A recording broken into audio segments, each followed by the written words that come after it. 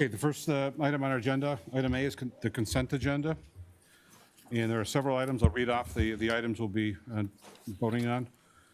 The May 18th, 2026 board meeting minutes, the semi-quincentennial proclamation, the business license renewals for York Beach Bucket, M&N Concession Services, LLC, Cape Nenick Lobster Pound, the Linwood Inn, In Between the Beaches, Villager Motel, Wild Willie's Burgers, Grateful Gardens, LLC, Windbreaker Restaurant, York Beach Bowling Alley, Surfside, Churchill Barn, Lobster in the Rough. What is the board's pleasure? I move we accept the consent agenda.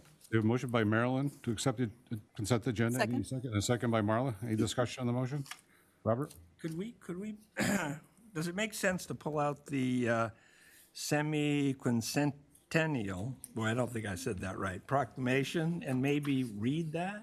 Is there any, Or you can read it now. Any You sense? want to read it That now? would be nice. Why would you read that now? yeah, I thought it was great.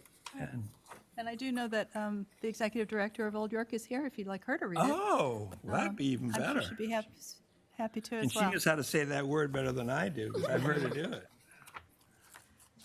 Okay. This guy right here. Yes, there she is. Okay, would you like to come up and read the proclamation? And thank you. Hope you're prepared. No, no surprises like the current.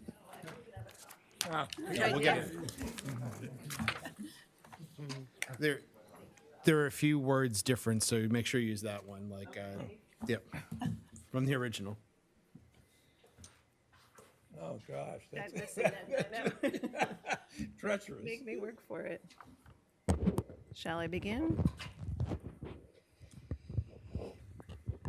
Okay. Proclamation of the York Select Board in commemoration of the American Semi-Quincentennial in York, July 4th, 2026. Whereas in the year 1776, the people of these United States declared their independence from Great Britain, setting forth on a path of liberty and self-governance, and whereas the year 2026 marks the 250th anniversary of this monumental event in our nation's history, and whereas the town of York, Maine holds a distinguished place in America's revolutionary story with a legacy rooted in rich colonial history, remarkable local citizens, and enduring contributions to the cause of independence. Now, therefore, be it proclaimed that the town of York, in partnership with Old York Historical Society, joins the nation in commemorating the American Semi-Quincentennial. We celebrate York's vital role in the Revolution and honor the generations whose courage and vision shaped our nation's fight for independence. Throughout 2026, Old York Historical Society will lead 250 at Old York, a year of compelling educational programs, engaging exhibits, and hands-on experiences for families. These efforts will provide residents, families, and visitors with memorable opportunities to connect with our shared history and explore the many ways York influenced and was influenced by the American Revolution. Let it be known that this commemoration will illuminate York's role in America's fight for independence from Great Britain, the community's evolution from loyalist sympathies to fervent patriotism, York's military contributions to the war efforts, and the compelling stories of local people, including women and people of African descent and those who were enslaved, who helped shape our town's legacy. Through immersive tours of the Old Jail, Jefford's Tavern, and the Remick Gallery, visitors will discover the experiences of those who lived, endured hardship, and persevered during these transformative years, along with the impact of the profound economic challenges that followed the Revolution. We invite all residents, organizations, and businesses and guests to join this landmark occasion as we honor our town's history, celebrate community, and ensure that York's story continues to inspire future generations. Proclaimed on this 8th day of June, 2026 by the Select Board of the town of York, Maine, in the spirit of remembrance, education, and unity. Yeah.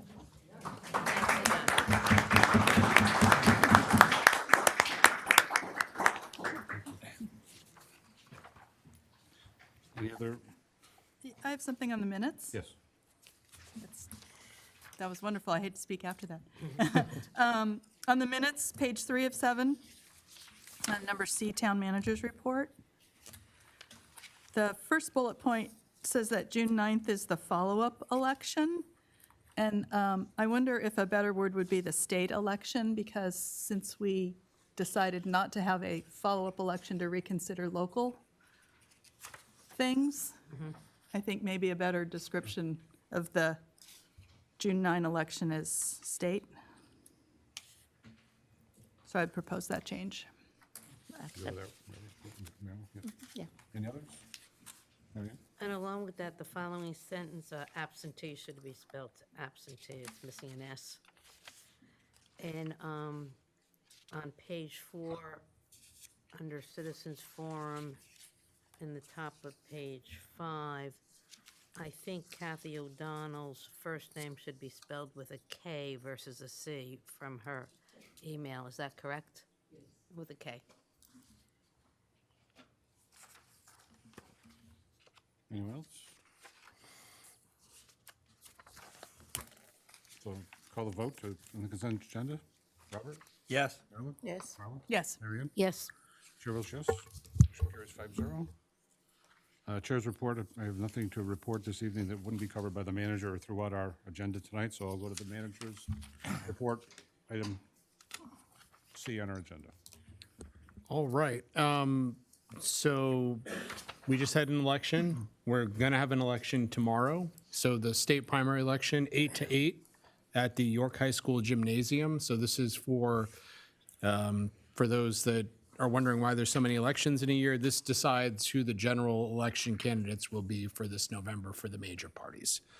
So it's a state, as was just pointed out, it's a state election, but if you care about who is going to be the Senate, the rep, or the governor's candidate, the big ones, you know, from either of the parties or any of the parties, because then tomorrow's your election. So, and we're expecting pretty significant turnout. There's a few hotly contested races there. Without getting into specifics, you've all seen the ads. You can't avoid them on YouTube or cable TV or whatever your subscription streaming service of choice is. It's on, it's on a pay streaming now. You're getting ads beamed right into your house, just like on TV. So tomorrow the clerk's office will be closed during the election. Everyone will be working at the polls. All of our employees. They will open at 10 o'clock on Wednesday. Lynn wanted me to point that out because this is a high volume time of year. So for those that don't care about primary elections, please take tomorrow off from coming into the clerk's office to get any of your seasonal necessities. All right, that being said, the Parks and Rec Department wants to announce who most of them are, several are here in the room. So I'll speak for Mr. Murray, though, our Parks and Rec Director. We want to recognize York Ocean Rescue. And so our lifeguard captain, Ella Yench, they conducted a rescue PWC, that's personal watercraft, for anybody that wants to know what those three-letter acronyms are. A PWC training at Long Sands Beach, that's jet skis. So essentially how to safely operate a jet ski. Ella did a great job of opening this up to people from other agencies. So we had people from Agunquit and Wells, their lifeguard staffs, as well as Village and Beach Fire Department who joined in. So I think a few people might have seen some of that going on. Well, I know a few board members mentioned it to me, all the hubbub that was down there, all the training that was going on. So nice job. Really appreciate that spirit of cooperation and open those trainings up. Those are specialty trainings that you don't see very often. So it's good to make use of when we have the contractor in. So nice job, Ella and the York Ocean Rescue staff on setting that up. Lifeguard coverage will begin next week, so the week after this week. So that is the typical weekend that we start. They are going to be going full-time essentially on Friday the 19th, which is Juneteenth, until the end of the summer. So they're getting psyched, they're ready to go. And we're pretty excited by the turnout. I think fully staffed, right? We had a waiting list of people that were interested. I think we interviewed more than we had for positions for the first time in a couple of years. So great job to the supervisors and Ella down there for getting us fully staffed in the lifeguard capacity. And And I think that's all I've got to announce right now. I got a lot of things to talk about, but there's several of them on the agenda, so I'll save my time until those items. Any questions for the manager? Marla? Yeah. I believe before our next meeting on June 16, there's a public meeting here in Town Hall to go over the Route 1 corridor study. Oh, yes. Is that Yep. something you want to?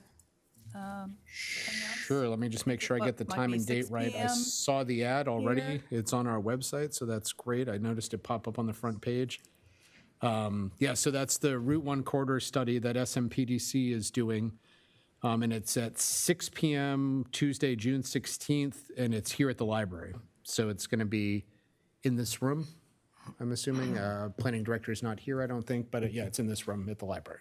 So, and that's the study that's happening from approximately the Kittery Town Line to Cape Natick Village. So that's all of everyone's favorite high traffic, high conflict intersections, the left-hand turn lane in front of Anthony's, the Old Post Road intersection, all that stuff. So that's all on the table for that meeting, public input session.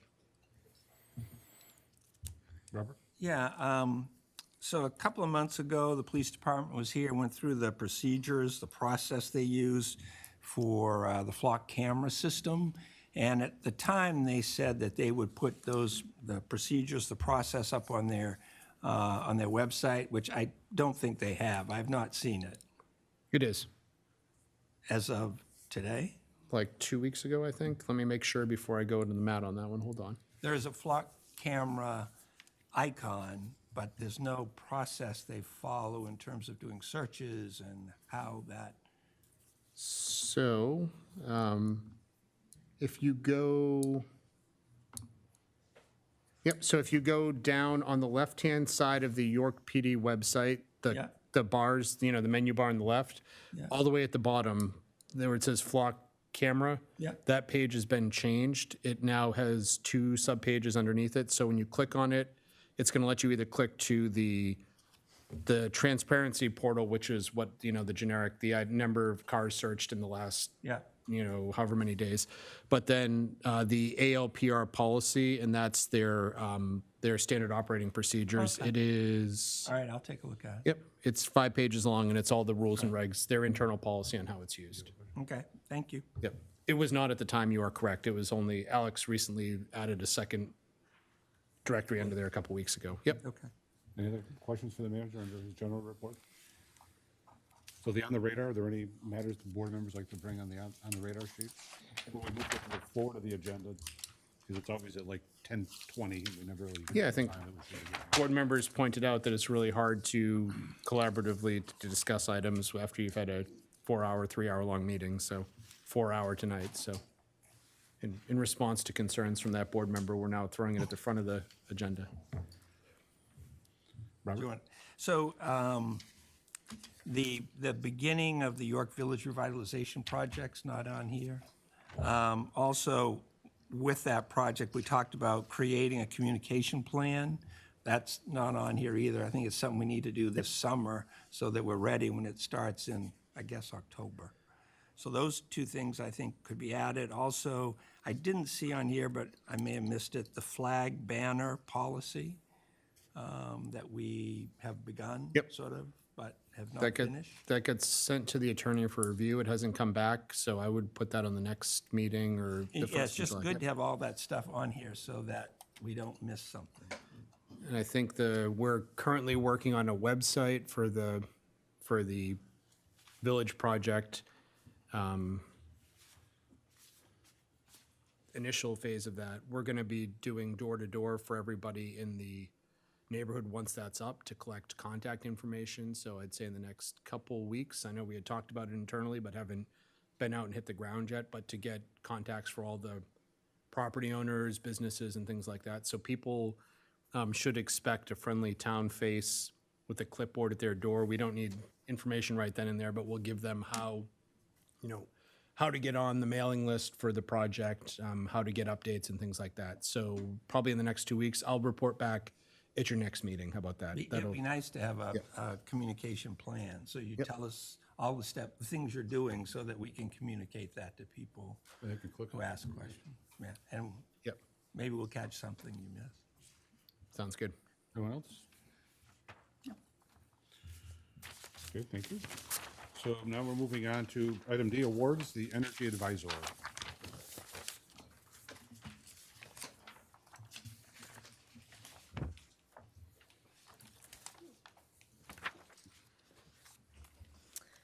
Taylor McGuire, Environmental Planner. So last year, the Climate Action Committee identified a couple of issues with our energy billing.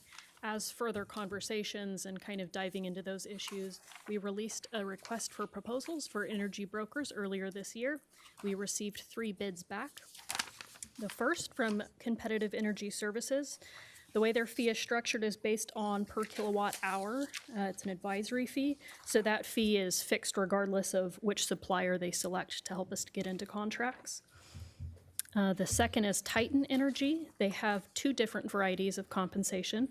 The first is a volumetric adder fee, so that's embedded within the supplier's contract price, or you can do a retainer payment as a fee for service.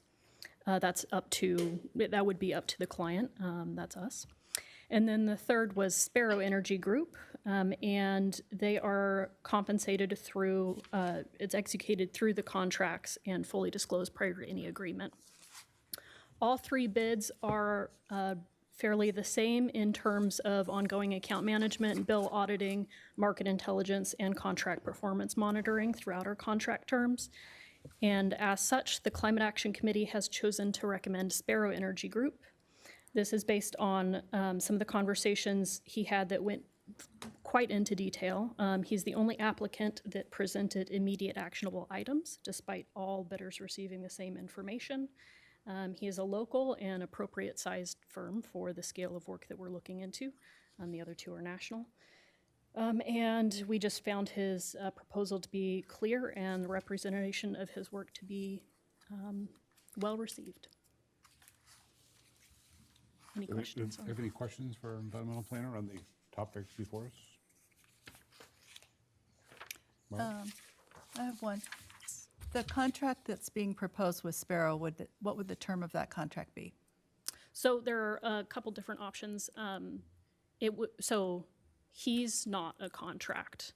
Whatever energy agreement contracts that we get into from our energy supplier, it's up to us how we want those organized. So, for example, we're eligible for a bigger discount if we signed, for example, a 5-year contract with an energy supplier instead of a 3-year contract or a 1-year contract, but there's no contract with Energy Sparrow himself.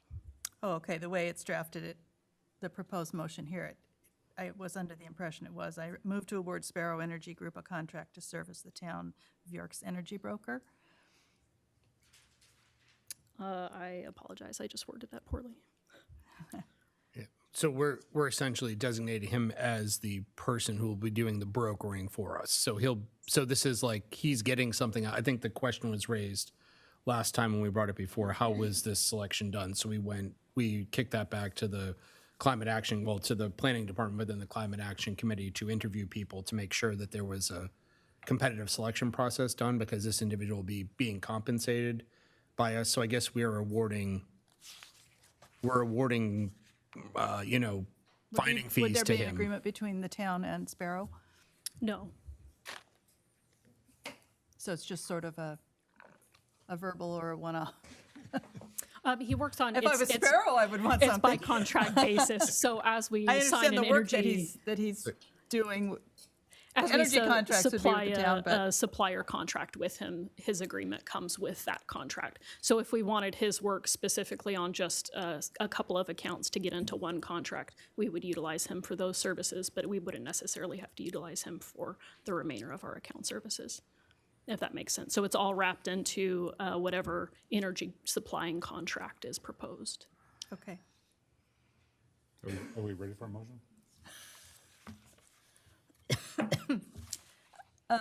All right, I'll throw one out there. I move to utilize Sparrow Energy Group as an energy broker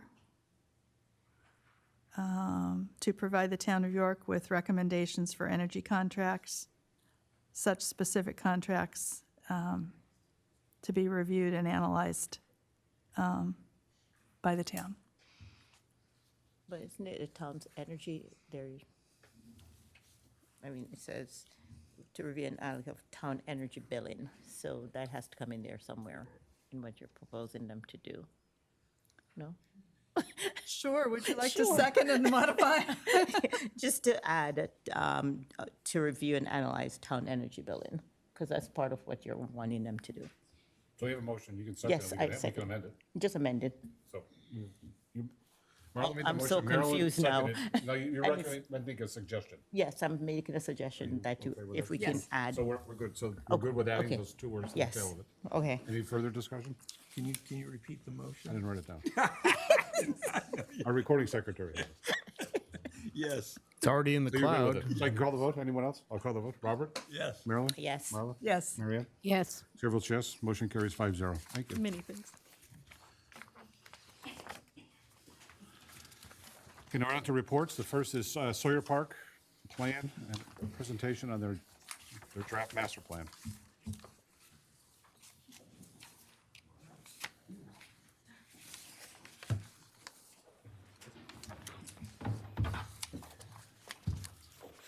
Yeah.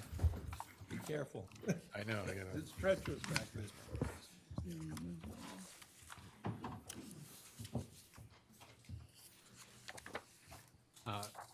So good evening, Pete Murray, Parks and Recreation Director. Thank you for giving us this opportunity. I did want to just start off by saying, some of the information that was out there, I know people might be disappointed, but there are no electric vehicle charging stations in this plan that will be presented tonight. We do not have any bike lanes, and the rocks will likely remain slippery at Sawyer Park. And we are excited, though, to present the real information and thank people for either attending tonight or watching at home to find out, the accurate information about the proposed project. So wanted to start off, the Noble Lighthouse was built in 1879, and Sawyer Park was gifted to the town in 1929. It is amazing that we are coming up on the 100th anniversary of the park being gifted to the town and the 150th anniversary of the lighthouse. This park attracts millions of visitors to the town of York and is a very special place. While the current design has served the town well, a lot has changed in 100 years, including the number of visitors to the park and the frequency and size of storms and storm surge. The foundational goals of this project are to preserve the park by making it more storm resilient and to increase the pedestrian safety. I'd like to thank several groups before we get started. First, I would like to thank the Sawyer Park Committee for their commitment to the park, this project, and the town. I would also like to thank my colleagues from the police department, fire departments, DPW, code enforcement, and planning who have all reviewed the current plan and given feedback, as well as engineering director Dean Lassard, who has attended several meetings and been very helpful throughout this process. Finally, I'd like to thank the professionals from Richardson Associates and Walsh Engineering who have been committed to this project since the early 2000s. Now I'd like to turn it over to Brenda Knapp, the chair of Sawyer Park Committee, to say a few things. Thank you, Pete. Appreciate it. Appreciate all your hard work and continued work on looking for funding and fundraising as we get there going forward, and grants that could be applicable to this project that are key. And we thank Mr. Walsh for helping direct some of those our way. As you know, we have a couple of gifts. We have Sawyer Park. This has been a tremendous gift from Mr. Sawyer. And we have the gift because the Coast Guard didn't want to be in the real estate business anymore. That's how we became part of the application process to acquire the lighthouse. The requirement for that application was part of the funding. We needed the gift shop. So we need to keep the gift shop in the park in order to fundraise to defray the costs of historic preservation, which is a requirement for what we do in our work. Our beloved lighthouse has been a tremendous joy and benefit to this community, but the park is becoming to have some tear and wear. So here we go. So beginning in January 2024, the two storms we had in January. We had a third one in April, and those have been very impactful. And unfortunately, on other storms, this particular one caused severe damage into a cut into the park on the right-hand side. This could be very devastating going forward if we don't address it. So that's why we came together to kind of move up. We already had an existing master plan that the voters in the town of York had voted in 2007, that Mr. Todd Richardson thankfully has been part of our process. So that was a great project, except that at that time, we weren't able to get it incorporated. We weren't able to do the fundraising and things. Remember, the economy had a kind of a bad turn in 2008. So we needed an expert to mitigate this damage in the park. We needed their expertise. And so we relied on Mr. Richardson and Mr. Walsh, who have been working with us. But they were part of a process that we opened the doors to, with your permission, to allow us to submit bids for this process. But we went back to Mr. Richardson and Mr. Walsh because of their expertise at this time. It's very timely that they came forward. Mr. Richardson's been part of our original master plan, and Mr. Walsh has been mitigating severe storm damage along the coast of Maine for over 30 years. So we're very appreciative and grateful for their work. I want to thank the Sawyer Park Committee and the residents of this community who continue to support our efforts and all the restoration projects that we have at the lighthouse. But for now, I'd like to turn it over to Mr. Richardson and Mr. Walsh. You were chosen to partner with us. We thank you for that. You've been a landscape architect for a very long time. We appreciate that. You've been an engineer, part of numerous projects along our coast, and we appreciate that as well. We're very and so thankful and so blessed that you've made this easy for us as a park, and you've educated us. And we need the engineering expertise that you bring. We need that to take care of this project and to protect the park. We don't want to lose any part of the park from storm damage, and now is of urgency. Climate change, the ocean's getting a little bit more fiercer, and we have to address those needs. If we don't do it now, we could lose the gift shop, we could lose most of the park. So we want to be proactive, and that's why we're here. Mr. Richardson, Mr. Walsh. Great. Good evening. Thanks for those introductions, and welcome to everybody. I'm going to walk us through a presentation that will bring you up to speed on the advancements of the overall master plan for the park. There's a couple different phases of the presentation. I'm going to talk a little bit about how we got to the design, explain the design, and then Bill Walsh from Walsh Engineering is going to step in and talk a little bit about schedule, some of the regulatory issues, permitting and costs, and then back to Pete to close things up with some remarks after we're through. So let's get to it. A quick agenda. We're going to go through a number of things. I wanted to touch on some of the aspects that informed the outcome of the master plan, and that started with a site analysis, developing project goals and objectives that I'll share with you. Also wanted to say that this process has been iterative and inclusive, and I want to share with you those steps along the way in the process. And then we're going to take a few more minutes in number 4, which is to describe the overall master plan presentation. And then we thought it would be helpful at that junction to open it up for questions about the design, the master plan itself. And then after that portion of the presentation, Bill's going to come in, again, talk about the schedule, permitting, the projected cost for the project, and then Pete will come in and talk about some funding considerations, and then we'll open up to further discussion after that. So in terms of the site analysis, understanding the site and its uses is an important part of informing the overall master plan. So we looked at numerous things from circulation of cars, people, buses, looking at ADA issues, accessibility issues, vegetation, uses within the park, parking, storm events, context, vegetation. There were a lot of things that we looked at initially to inform what you'll see in the master plan this evening. And I want to show you a few of those.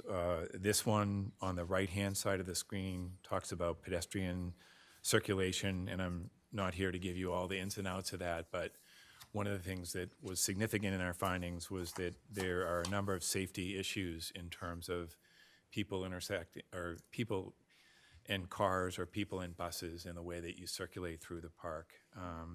So we looked at where those problem areas were, looked at bike access, bus access, a number of different items. So this is an example of the type of work that we did for numerous different aspects of the park. This is just one of them.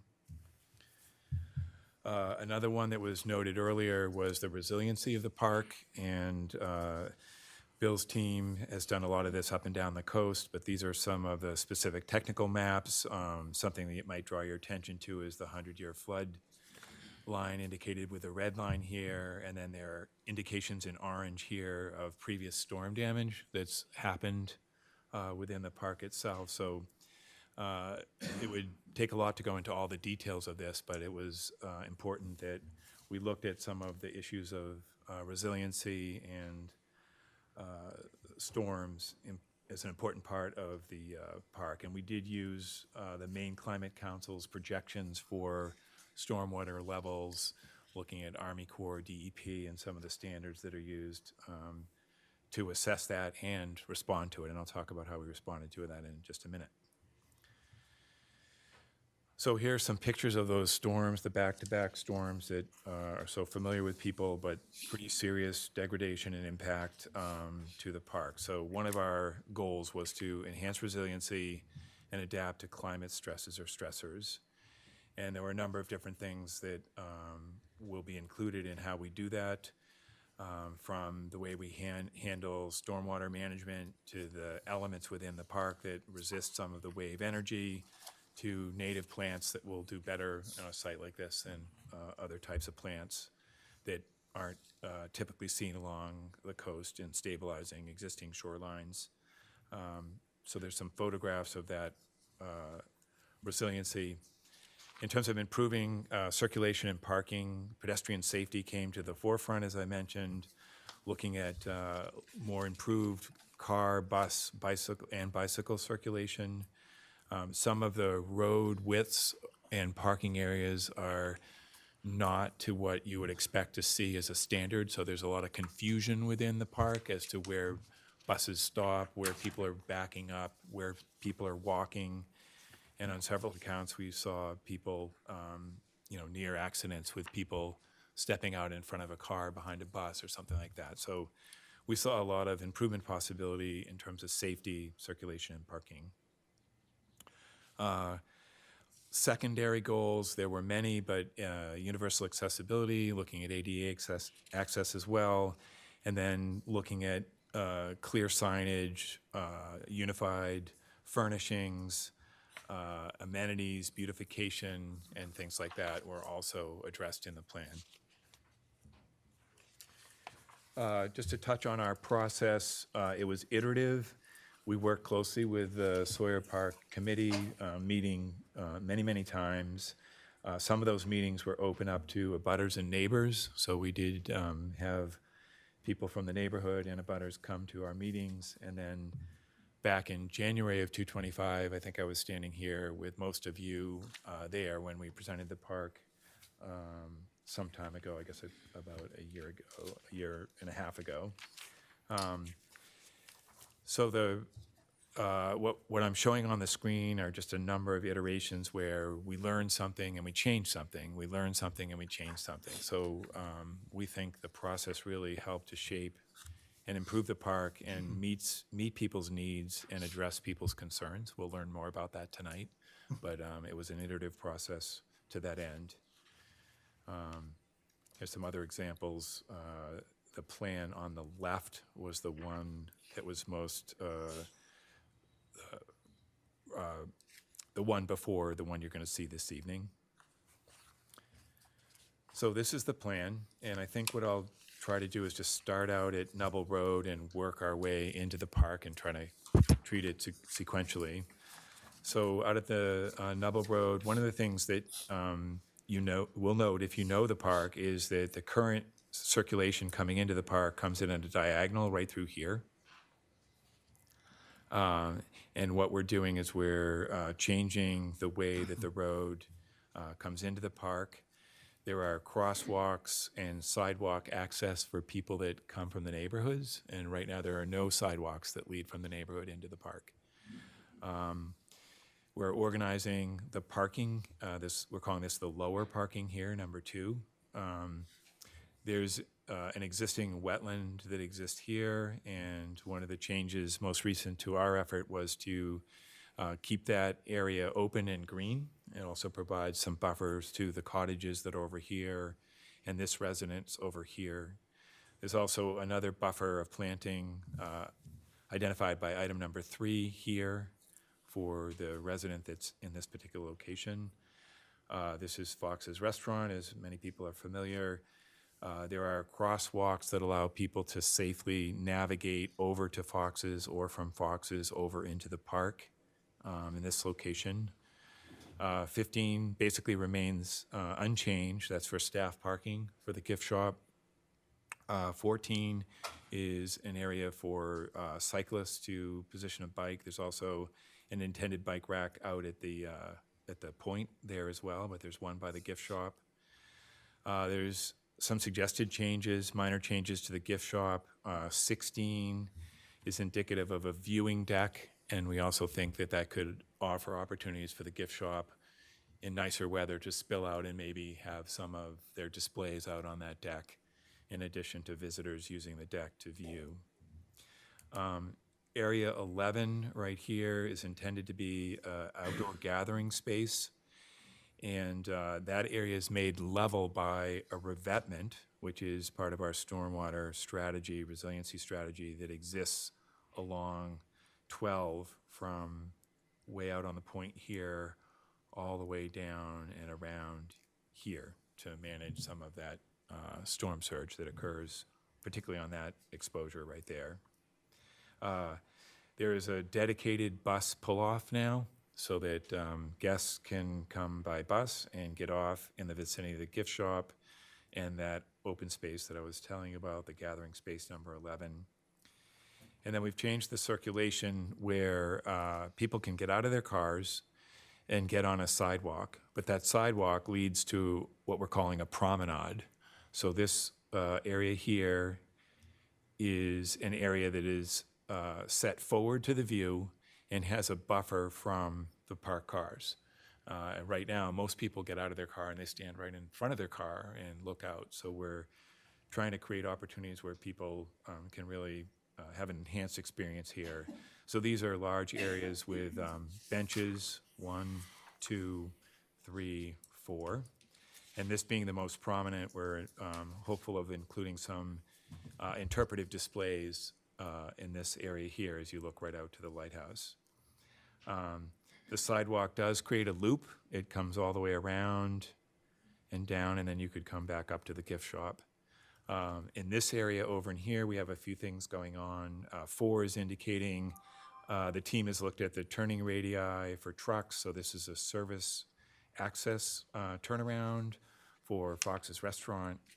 And what's proposed is a buffer of planting in number 5 that would still allow views from the restaurant to the water, but try to assist in some of the screening of the service area and the dumpster right there. 7 is to revegetate and naturalize and create some modest opportunities for people to sit on this side of the park and look, I think that's in a northerly direction up the coast there. There is a single one-way circulation route here. And if you know the park now, people park on the inside as well as the outside. People get out of their car on the inside, and where do they want to go? They want to go to the outside, and they cross right in front of the traffic in this area right here. So we've eliminated that. A question that often comes up is how many parking spaces are there and how many will there be? So the team identified 50 what we call identified spaces, and then 15 ad hoc spaces because there's a lot of ad hoc parking down there. And the proposed parking that you're seeing in the plan here, the total of the identified and ad hoc would be 65, so we're up slightly at 66 with the proposed parking there. So I think I've hit on most of the highlights of the plan. Maybe it would be a good time to open it up for questions initially about the overall plan, if I can help understand a little more fully. We ready for questions? Board members, any questions? This is helpful. Thank you. You have a question? No, I think I'm good. Any of my questions were based on some citizens' comments, but this Okay. looks good. Sure. Robert? So, looking at, what you're trying to accomplish, the maintenance or managing storm surge or protecting sort of the land is all sort of in 12. Is that correct? Primarily, yep. In addition to 12, the benches that I'm tracing right here, those we're intending to do with large granite blocks, so that will also mitigate some of the topping over when water comes up into the park, that those will be significant elements of stone. I don't know if Bill wanted to add to any of Those the are the benches? yeah, But they'll be stone? big or- blocks of stone. Think of like a wharf where you'd see So it's. significant pieces. The wave would hit those and sort of Yeah, disperse some of the disperse the energy, exactly. We're familiar with that, given Long Sands. It's the seawall. seawall. I'm surprised about the disparities about what we are seeing from citizens writing in and the concern they're having with what's being presented. Is it that the citizens weren't informed appropriately as to what is being done there? I'm a little confused. So this plan has been presented at Sawyer Park meetings. I don't know where the person got speculation about EV charging stations and other things, so I'm not really sure where those came from. I do know in the initial plan that Todd showed, when we were bidding out the Sawyer Park van, we did bid it for either electric, hybrid, or gasoline. And so one of the initial pieces of that had an EV charging station because we anticipated that we may need to charge the van at Sawyer Park. But that was removed early on, so I'm not 100% sure where some of these other things have come from. Yeah, I guess Go ahead, Mary. to just clarify my opportunity to ask the questions or at a future meeting, there were 3 different butters who brought some points of information or wanted clarified. One was crosswalks from Lighthouse Village, and another one, Ms. O'Donnell had some questions, and Ms. Fox did with turning radii and such and such.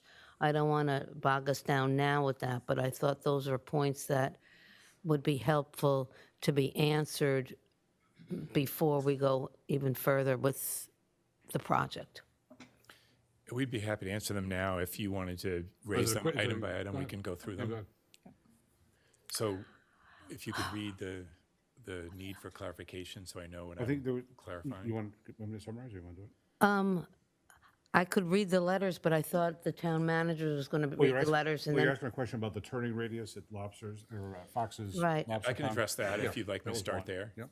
So what we looked at was the turning radius where a service vehicle, yeah, I have them. ideally, if it's picking up a dumpster, it would back in. So I'll give you the back in scenario. That doesn't mean every truck does that, but let's take the dumpster where the truck would pull forward and then the turning radius backing in to here would allow that to happen. In reverse, if you didn't need to back into the spot, you could pull into the spot, back out and turn. So there's the radii on all these corners has used a standard template for being sure that what's called a K-turn, is capable of happening for a pretty significant vehicle to get in and out to service that service side of Fox's. Todd, just to clarify, at the last meeting that you attended, you did talk about this, and you had specific sizes of vehicles that you measured it for?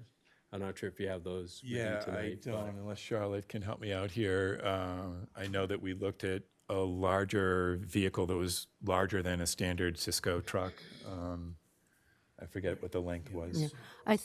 You can cycle back with that. Yeah, I think in general, I just wanted to make sure that that property owner's concerns and what she had with an agreement with the town from many years ago would still be met with your plan. And if that answer is yes, I don't need to go into the minutia of it all. Okay. So I guess with that, we could answer the other questions, which were, And then somebody from the lighthouse area was concerned about the crosswalks going over their right-of-ways. If I could paraphrase that, and a concern there. I'm not a real estate attorney, but what I think that person is referencing, because it was brought up at the previous meeting, is this particular crosswalk right here. And in terms of the number of people that might come from the neighborhood and the number of people with cars hopefully being full coming into this lower parking area to come up to the park, I think it's unquestionable that a crosswalk should be placed there for the safety of those pedestrians. So I'm not sure in terms of the legal rights of the easement. I think that is on the land owned by Sawyer Park. So if there's an easement restriction that says you can't have a crosswalk, I'm not aware of it. Yeah. Any other questions from board members at this point? So I have just a sort of broader plan question. So you talked about the parking spaces. It's pretty much a trade, the difference of one. What's the either add or loss of open space, vegetated open space? Did you run that calculation? We've gained open space. A lot of this area in here is, it's wider and there's more asphalt up in this area right here. This is that area where we talked about ad hoc parking. So there are cars that park along the existing drive that come into Sawyer Park. So I don't consider that green space. I consider it area that's gravel. It seems like people are parking on the shoulder there. So we have not done a net calculation, but I can assure you that we're not paving any more of this park than it is paved now.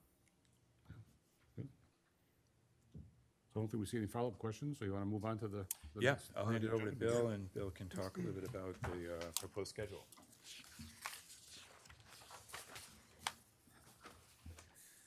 Great, thank you, Todd. So the schedule that we have proposed here looks at a number of things that we have to do to get to the bottom right of this page, if you will. So our overall objective, and as we've talked about with the committee, would be to design a project, construct a project during, I'm going to say primarily the winter months. So we're working to try to get to that goal, i.e. that means we can keep the park open during the summer months or the more busy times. Presents some challenges, but regardless, that's not uncommon for the work that we do, that we're trying to accomplish that here along the Maine coast. So starting up at the upper left of this, we have finalizing the conceptual design, which really is the master plan. We sort of take it to the next step, dial in those details a little bit further, and get it to what we call a conceptual level. We then progress into permit level design. Permit level design is something where we're doing, I guess as a percentage, we're taking projects to probably the 60-70% range of a project. So we take it to a certain place where we feel comfortable with it, where we can submit for our permits. We have several permits that we have to do that I'll talk about in a minute, but we'll have a NERPA permit through the DEP, and we'll have local site plan permits that will end up going through the town. From there, we go into and what we have here is sort of these sort of piggybacking each other. We have construction documents. Those construction documents are plans that we generate that are the actual design documents. They'll have all of the details. It's a furtherance of our permit level drawings. It gets the project ready for construction and bidding. Really, it's the bidding comes first, and then the construction comes after that. So as we've put these timelines on here, they're sort of our expected timelines of what we need to do our design work, but we also have the permitting process in there as well, and that tends to be the longest item that we tend to deal with, is trying to get through quite honestly, trying to get through the state and the DEP. So we'll have to permit for the shoreline, anything kind of within 75 feet of the water, which is a good part of this project that we would have to do. Going to the next slide, I can tell you this is the permitting entities that we need to deal with. So it is the main DEP where we have the NERPA permit, as I talked about. That would take 6 to 7 months probably to get through that. We have a 30-day acceptance, and then we have 150 days for processing of that permit through the department statutorily. And we'll have to stay right on top of DEP to help push the project forward on that timeline.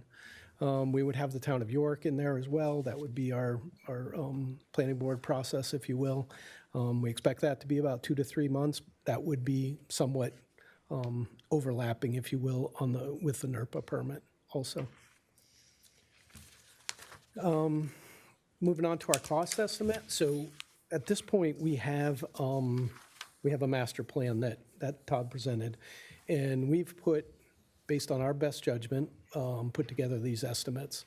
We looked at this and quantified what we can and what we know. We do not have design documents, so it's a little bit of a challenge to sort of work through and think through all of the things that might come up. But we've spent a significant amount of time sort of working through that to come up with the cost estimate that we have here. In the end, if you sum all these up, we get to about a $3 million project, we believe this will be. Again, it's a good budget price. It's a good budget number to be able to take us through. You'll see in here that we do have a contingency dollars in this, and that's kind of high at this stage of the game. It's basically due to the fact that our plan is a master plan. It's not a design plan. So that contingency money is meant to pick up some of the things that we don't quite see yet, that we don't know because we haven't done design, complete construction documents. So that's what that number is for. It will probably decrease as time goes by, but some of the costs will likely go up as well. So that's a kind of a trade-off. Usually when we get to construction, that can come down to maybe 7% or 5%, that contingency number, as things get really dialed in and taken care of. I think those were the items that I had.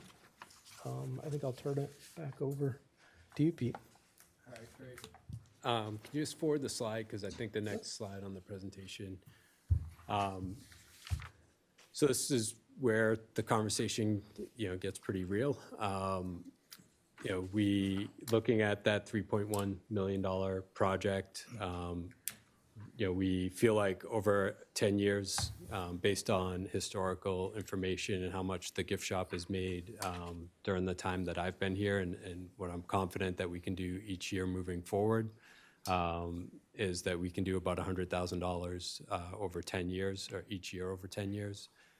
We currently do have enterprise funding that could support $800,000, and I anticipate pretty confidently that we can do $200,000 of fundraising. We just had a fundraiser that we did. We sold flags that are gonna be flying on the island, and we sold every week on the first day. So we made $5,000 in that one day with that fundraiser. So we have some ideas about doing an auction and other things that will attract people. And give people an opportunity to go over to the island, which I think will be very attractive to raise that $200,000.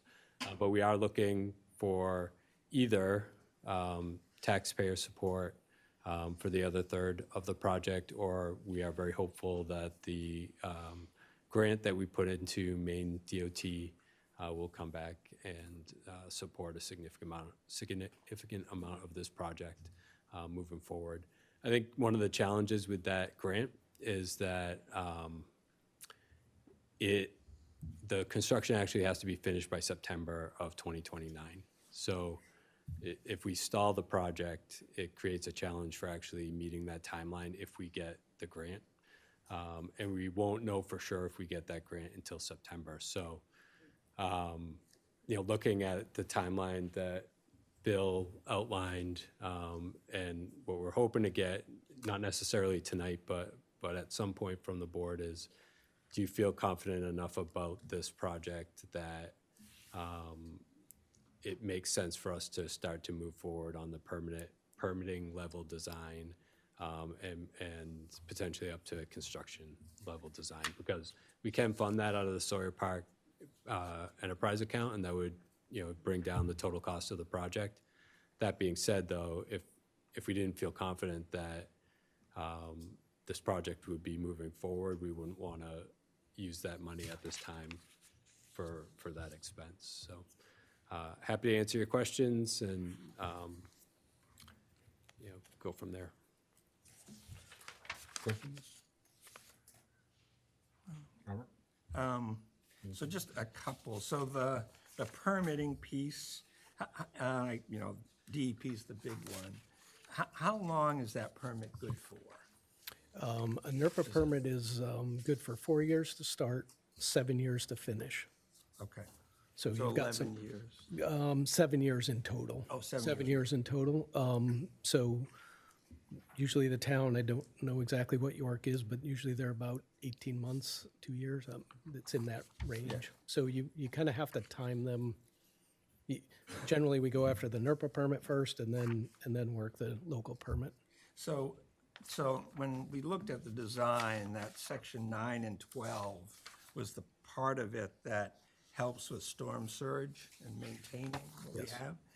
Do you have any sense of the $3 million project, what part is that piece? If we were just to do that piece, what do you think that cost would be? I won't hold you to it. Of course, you are on TV.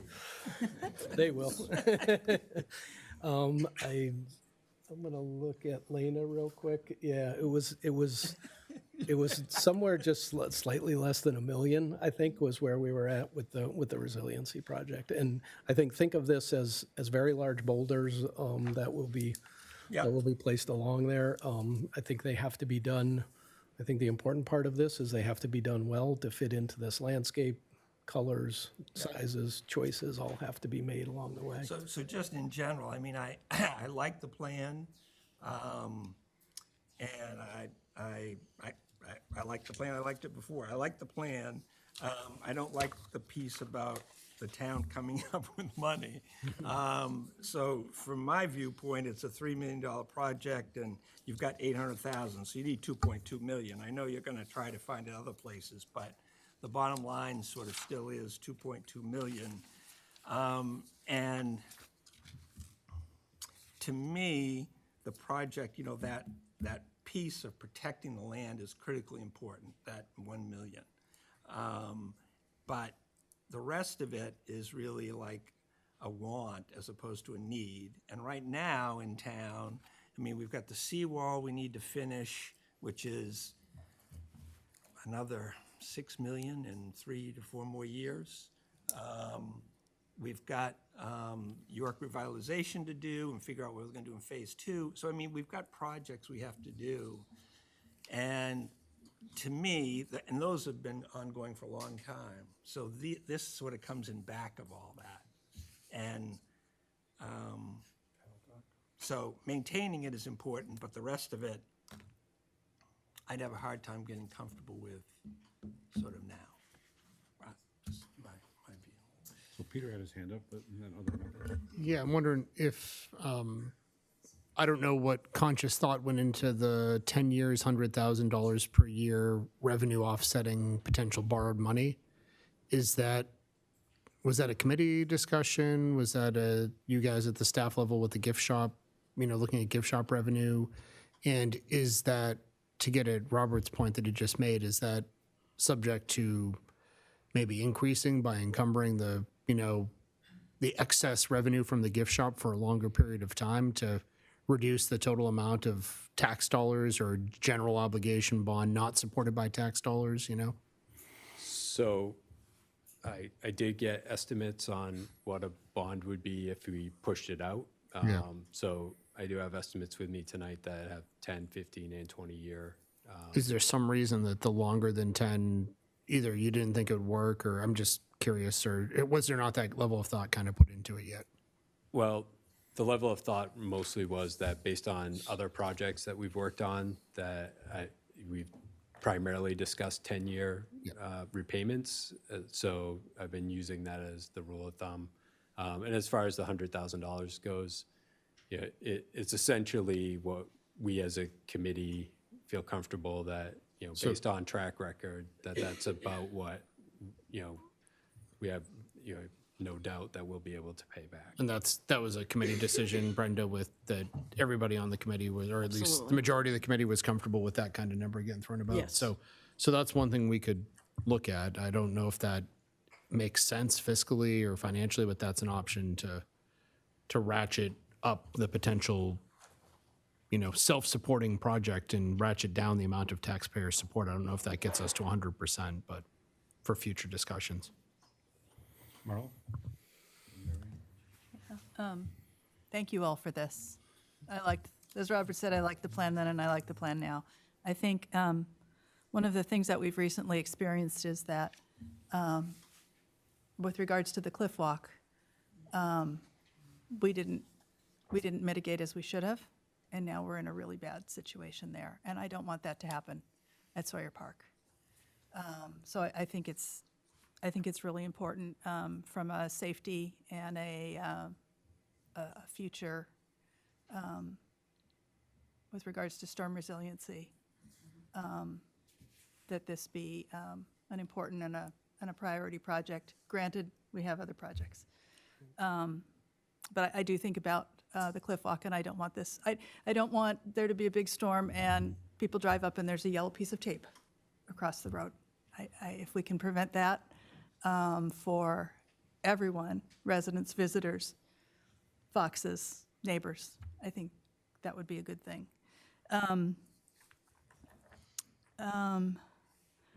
Yes, we could do part of it. I think there's a discussion to be had and a little bit of a philosophical struggle about do you just do part, or if you're going to do it, let's do it right, or maybe we do just need to do part of it. I think that's something that requires some further thought and discussion. Pete, you and I had a discussion earlier today. I wanted to get a better sense of the numbers, and I just wanted to get it out there in the public that the idea that there's $800,000 available in the Sawyer Park Fund still leaves $500,000 in that fund for future improvements to the lighthouse itself. So the proposed $800,000 towards this project does not drain the fund by any means. And using the projected $100,000 a year in, let's call it profit on the gift shop, also does not drain the fund and still leaves sufficient funds available to maintain the lighthouse. I think it's important to clarify that. So, how much do we have in that fund now? It's significantly in excess of the 800 that has been modeled here, as well as the painting project, as well as a $500,000 cushion. So I think that's important. And then, encumbering future revenues, I'm not sure how that might work. If you were to do the whole project, you might have to bond 2.2 and then, or perhaps if we get an audit report, there'll be fund balance. Maybe do some creative strategies if indeed we want to move forward with the whole thing. So I think those discussions about how to finance the project if we want to move forward, I think there's some discussions and some opportunities there, because you got to pay the contractor now. You can't pay the contractor with gift shop excess nine years out. So I think we need to be realistic. I owe you About that. 1,500 T-shirt sales. You'll see them next year. Yeah. There you go. But I think the project is an important one, but certainly do recognize that we have other projects and we have to think about our property taxes. This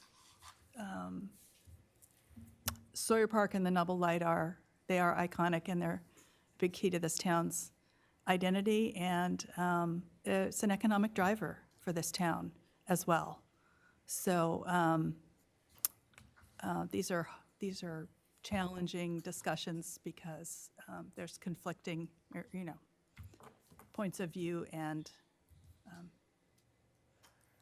factors. But anyway, I'll stop now. Marianne? Can you refresh my brain? How much was the main DOT grant that we're keeping our fingers crossed for? It's up to $3 million. Up to 3 million. So we applied for the entire 3. We haven't gotten feedback. You don't have to, it's not all or nothing. We could potentially get a portion of that 3 million that could help fund the project. And would it be viable for this decision, in your view, to be put off until September of 2026 when we know that figure for sure? I mean, I know I don't like to lollygag around myself, but that's a significant funding factor for the discussion. Absolutely. Actually, I don't know if, Bill, if you can help me. Yeah, it really comes down to permitting. If you look at that chart where there was that 6 months of, you have to do the work to get up to the permitting, and then there's how long the permitting takes to process. So it's really about, can we get the project done in time, based on that information. So you can probably take it from here. Yeah, I think the challenge with it is that that grant requires us to be done by September of '29. And so when you back that up, if we don't start soon on the design and permitting, then you're not going to be able to get it completed in time. So there's this, it's kind of a catch-22 in a lot of ways that, should we get started, as Pete said, in the permitting level design and at least get that submitted, I think we'd have to do that in order to get to that completion date required by the grant. If we pause construction in the summertime because we're trying to work around Correct, the peak season. correct. I was going to say, one of the letter writers made the suggestion of stay closed during a summer. Yep. And I imagine that's would be a decision this board would make on your advice or on our thoughts on it. But could that be done also, just to keep it closed for a summer? Yeah, I mean, from a Yep. construction standpoint, absolutely, right? That's not a problem. It's probably more of a funding problem. If you, So It might also, I feel as though, obviously, it would be up to the board, but there would be significant community pushback Okay. on that. Good read. really? Where did you get that idea from? But I think, so that gives the option of if you wait until, so just playing out the potential decision-making scenarios, if you wait until September till we get feedback on that grant to make that decision, there is an option to utilize the grant, in theory, get done within a correct time frame, but it would involve making a, we would probably be forced into closing for the summer. If we wait till September and don't get the grant, we then don't have a permitting crunch because this can move forward 6 months or this completion schedule or another year because we're going to be talking about potential other sources of money other than the grant. So it doesn't, if you wanted to box yourself into that decision, we could do that. At this point, go ahead. So we could begin the permitting process, sort of make our time frame, see whether we get the money in September, and then if we get the permitting piece, we could then decide to scale back the project and do just portions of it where we could find the money.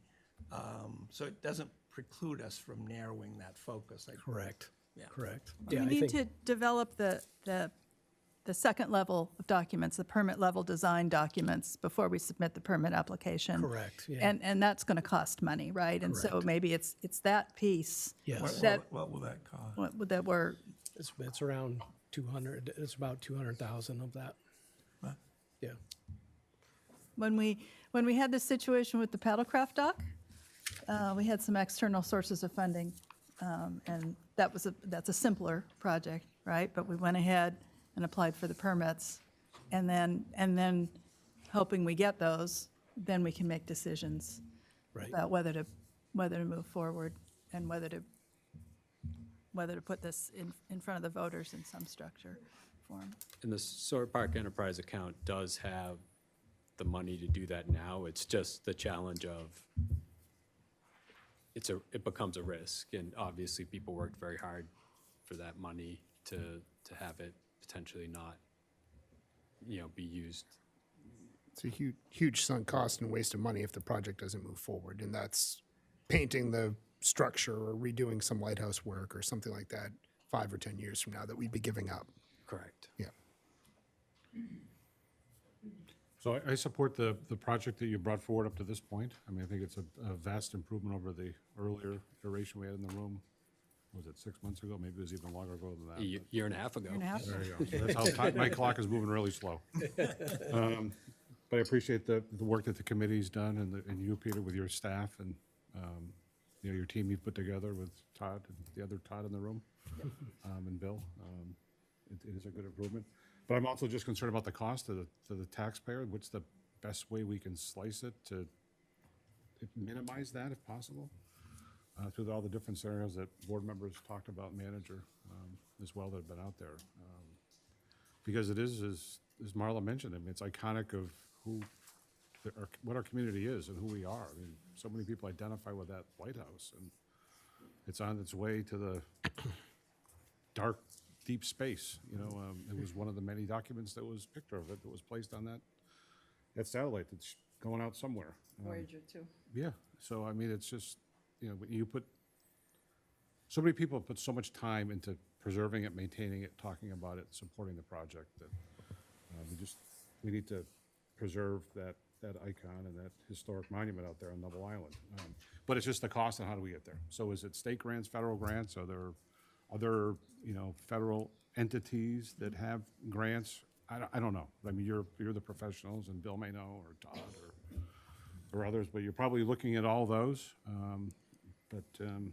Like the project, it's just the cost. If the lower we get that number for the taxpayer, I think I'll be much more comfortable with it. And if there are parts that Robert mentioned, some other of my colleagues mentioned, phasing certain parts of it, I know there's an economy cost, mobilizing and demobilizing. But maybe we need to also, sort of build out those scenarios, and they are going to be, I would assume, additional costs to do come, go type of thing. But some of it's going to have to happen to preserve what's already been damaged so that there's not continued damage out there. So That's right. we may end up there, I don't know. But those are my sort of initial thoughts on the presentation and talking to some people about the presentation. So, but thank you for the work. So is the next step to potentially, Peter and I, talk about, a strategy and bringing something back to the board at some point, or? Yeah, Yeah, so I think probably to leave it there, we're not expected to take any action tonight. We know that the question, or we knew before tonight, the question is going to become a funding question, timing. So my guess is that needs to come back to the board for formal action at some point, and it sounds like the next decision would be that tell me if you think I'm going down the right path here. The next decision would be whether to move forward with permitting or not, which would be that sunk cost decision. We wouldn't be in the near future making the decision on how many hundreds of thousands or millions to put in front of the voters, but that would be within the next year, right? Like, it would be a voter decision if there's taxpayer money involved that we're asking for.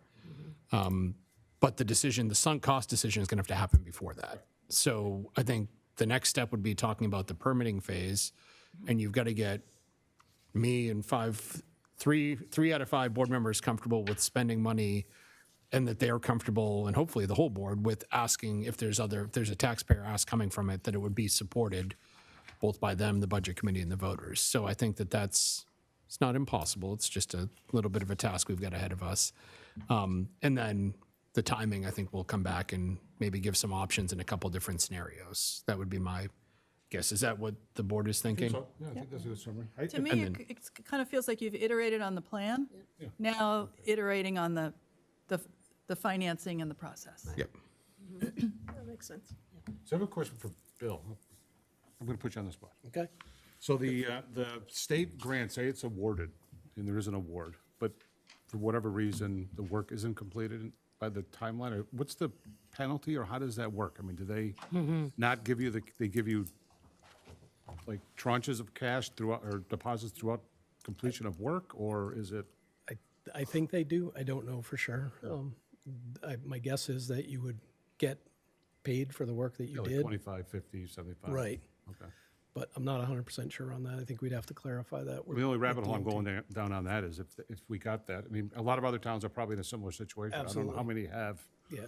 projects of that magnitude in a can somewhere ready to go and can meet the timeline and have all the permits. Yes. Probably not many, right? And that is part of this. It's sort of shovel-ready type stuff that they look for, right? And fortunately, we have made progress on this. We're certainly not shovel-ready, but we've made progress in it. And that's a positive, I think, when DOT looks at this. But that's something you could have I'm just asking as one up here, but your staff to explore that and maybe reach out to, the executive legislative branch, that if we got to a point, we were 50, 75%. Yep. We're not going to make it, but Right. your timeline, but we're going to make it with the construction. Right. We need to go out a year, 6 months. We don't want to or be in a something. situation like with the seawall where you have to complete the whole project and then you get reimbursed and we run into a time I'm deadline. just trying to understand right, that, but can you Understood. get a extension? I guess is what I'm looking for. Yeah. Mr. Chair. Yeah. Is there a point, I know we talked about this a little bit before, but so maybe not the question, is there? When is the point where you get some informal feedback from the state? Like, hey, you're off the list completely, you're being looked at favorably. They're going to give us informal feedback. Obviously, nothing counts until we get the award notice or the denial letter in September. But is there communication with the grant program staff on, like, whether even in the queue to be considered? Like, if we're not, that's great, let's move on, let's know that, They said we'd hear back something by the end of June, but they were very unclear with what that something was. Yeah, like your application has been received or it's being considered, or you didn't meet the bare minimum standard and you're not in. Because that might be the next point to talk with the board, is if we have some informal feedback, Okay. regardless of. So on the one hand, this good it isn't is. shovel-ready, but it's also not a wish list item. Correct. So we Correct. Exactly. You've made some significant progress towards it. Good, we good, board? Yeah, thank you. It was very informative for me. Thank you. Thank you. So our next report this evening is Casella Waste, update on curbside trash and recycling program in town.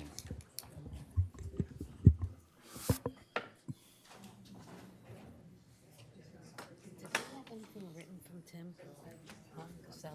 No. It's a verbal report. Yeah, well, it's actually Casella, so it's not. Okay. Yeah.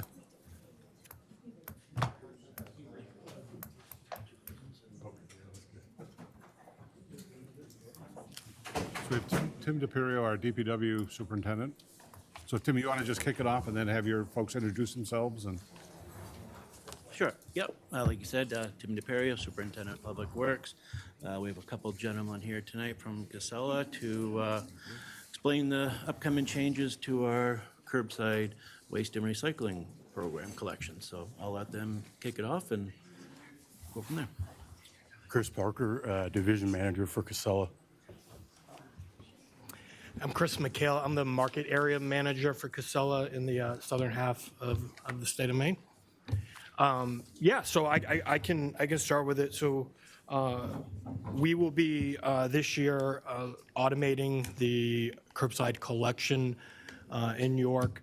What that entails is, we're going to be, we're planning on doing this on October 5th.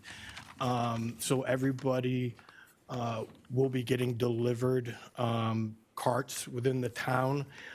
This will be done with a side load automated truck. So it's the ones that have the arm that comes out and collects the containers.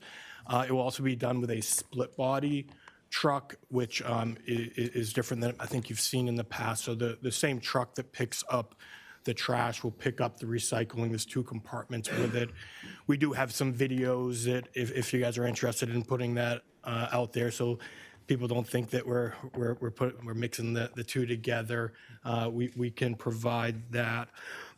The lead up to this, and I guess I should say, like, I know we've talked with staff a lot about why, we're going. We've wanted to go in this direction.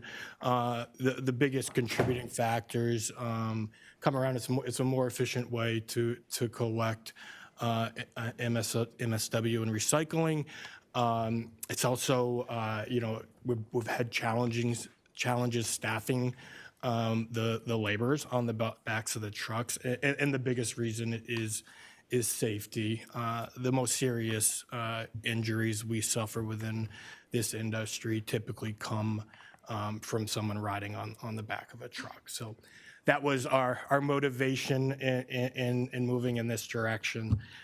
So in the coming weeks, what will happen is, a few weeks before the 5th, cart deployment will begin.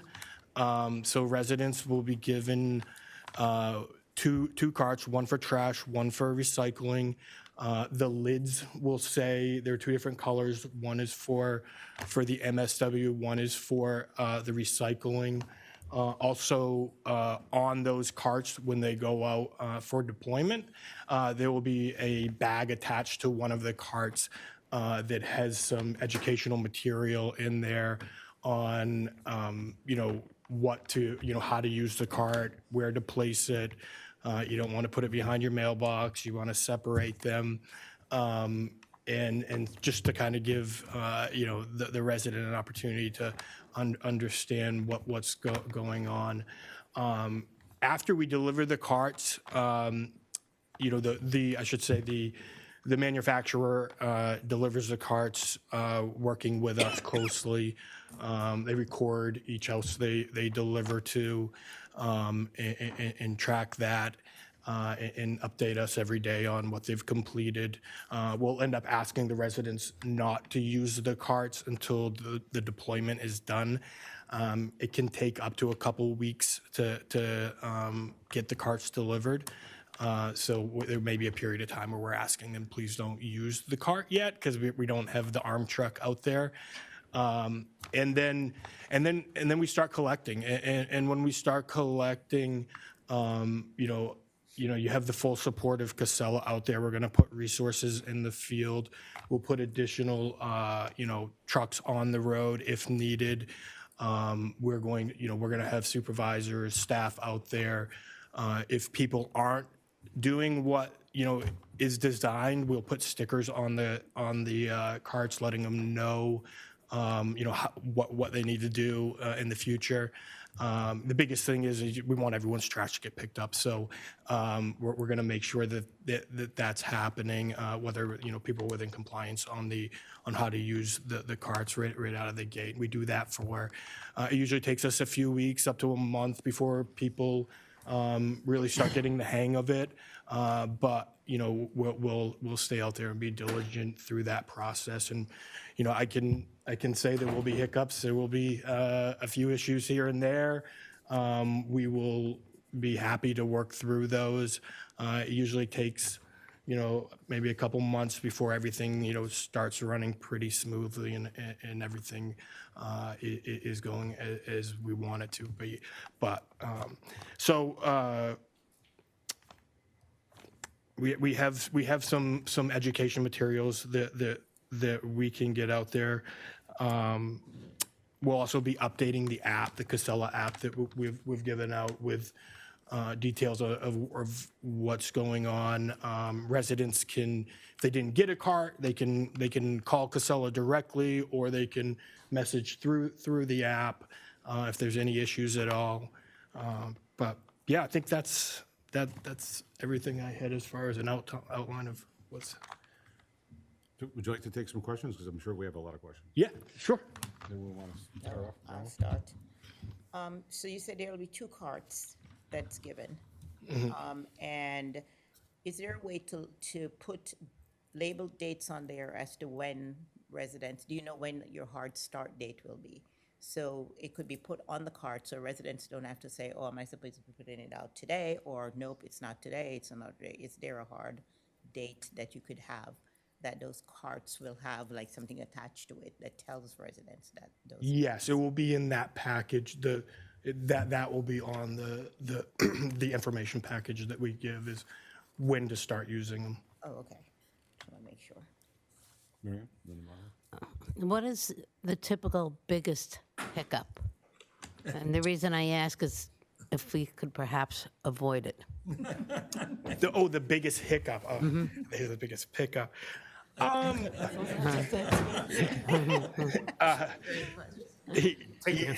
Yeah. Interesting.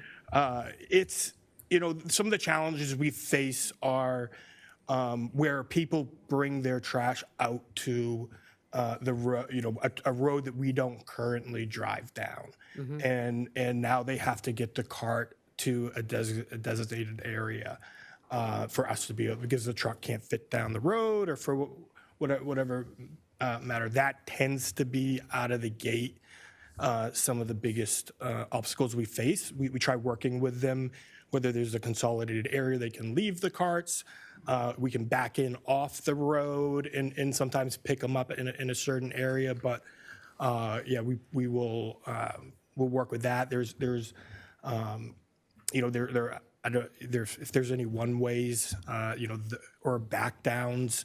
If we have to back down a road, everybody has to put it out on the same side of the road, because we're not going to back down, pull up, and then drive down, because there's only one arm on that truck. So those are all things that we work with and educate. And when we're out there originally, if they're not putting it out on the correct side of the road, if it's a back down, we'll move it and tag it so the resident will know. I think that might be one of the major concerns, those that now have to bring it down, that it's not in front of their home, and whether there's enough square footage for all the cans and so those type things. But you have some good education with those folks prior to.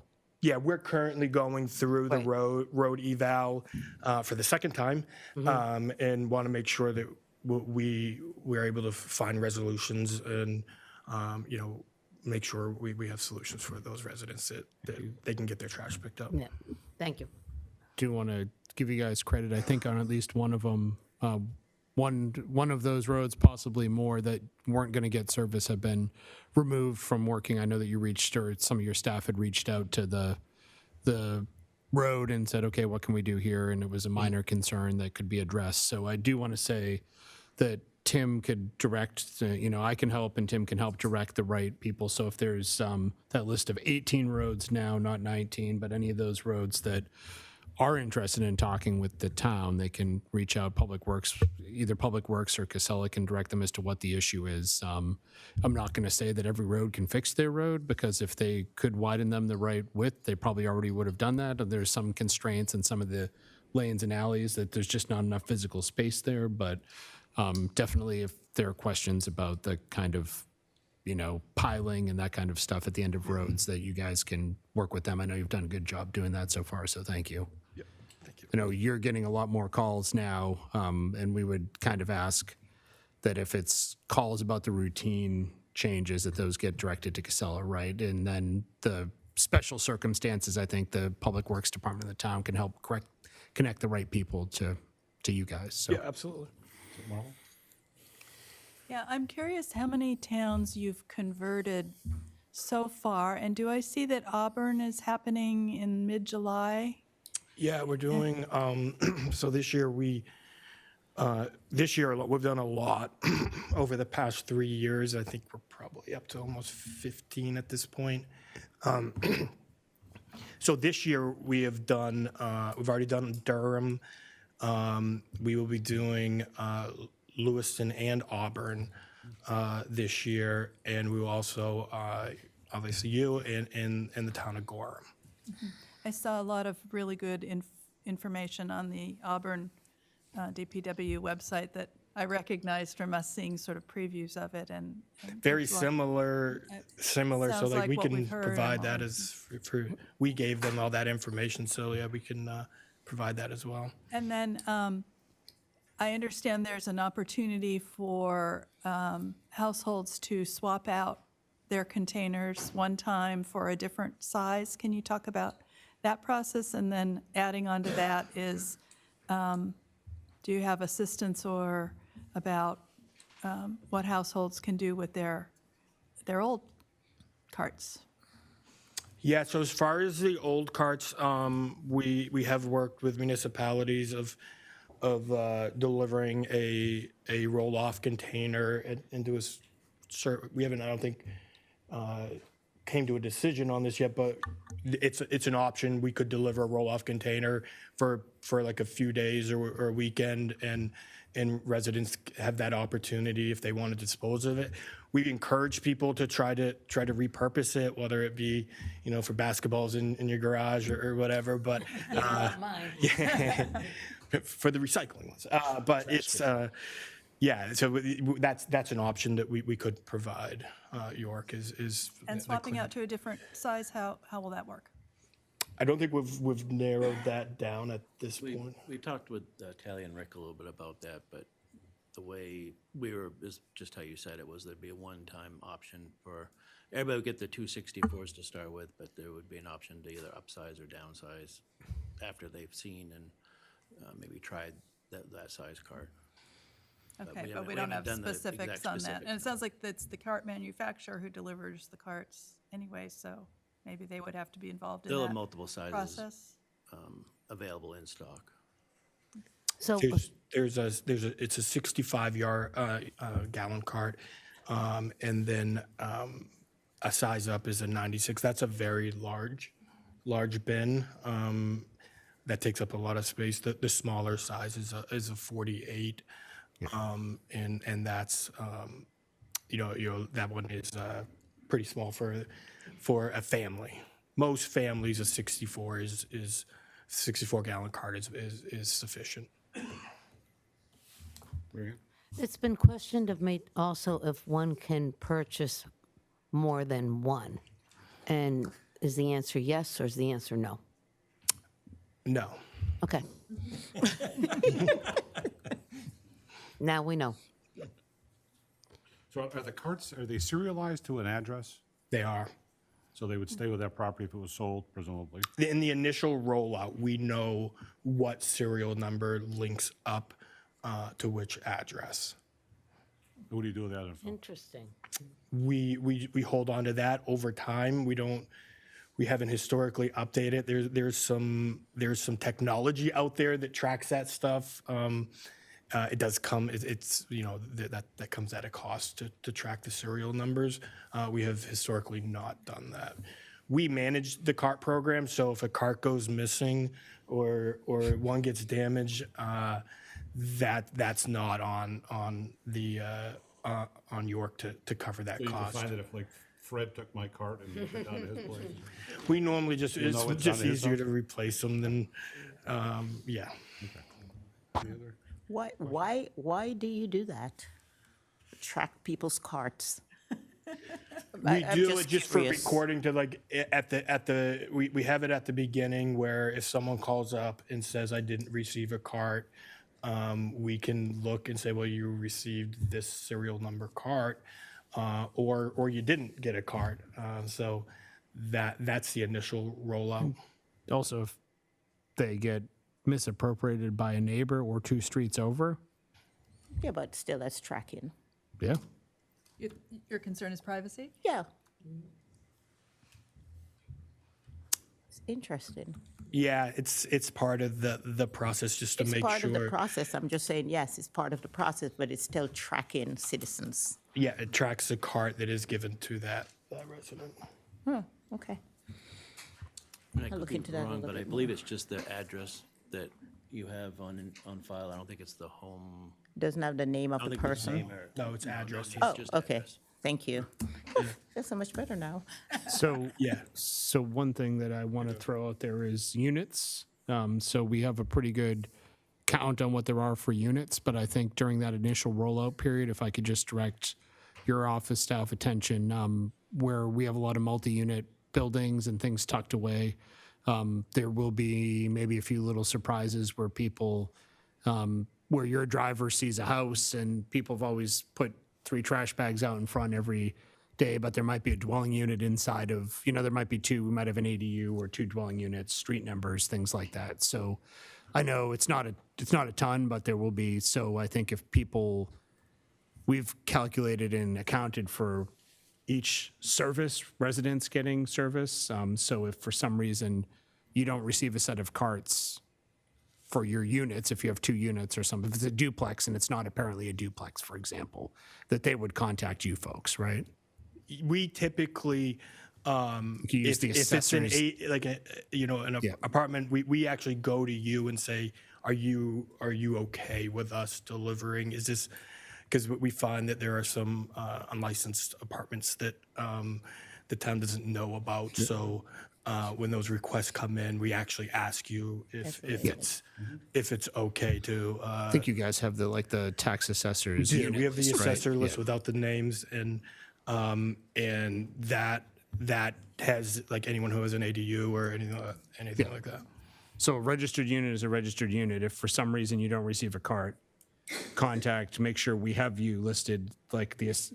I mean, for assessing purposes, I guess that's a much bigger problem, but if you're not taxed as 2 dwelling units and you live on a duplex, but if there's a miscommunication there, that would be the town and you working together to resolve Yeah, that. we So, haven't done one yet where that has not been the case, that where ends you up have a happening. couple surprises Yeah. that pop up. Yeah.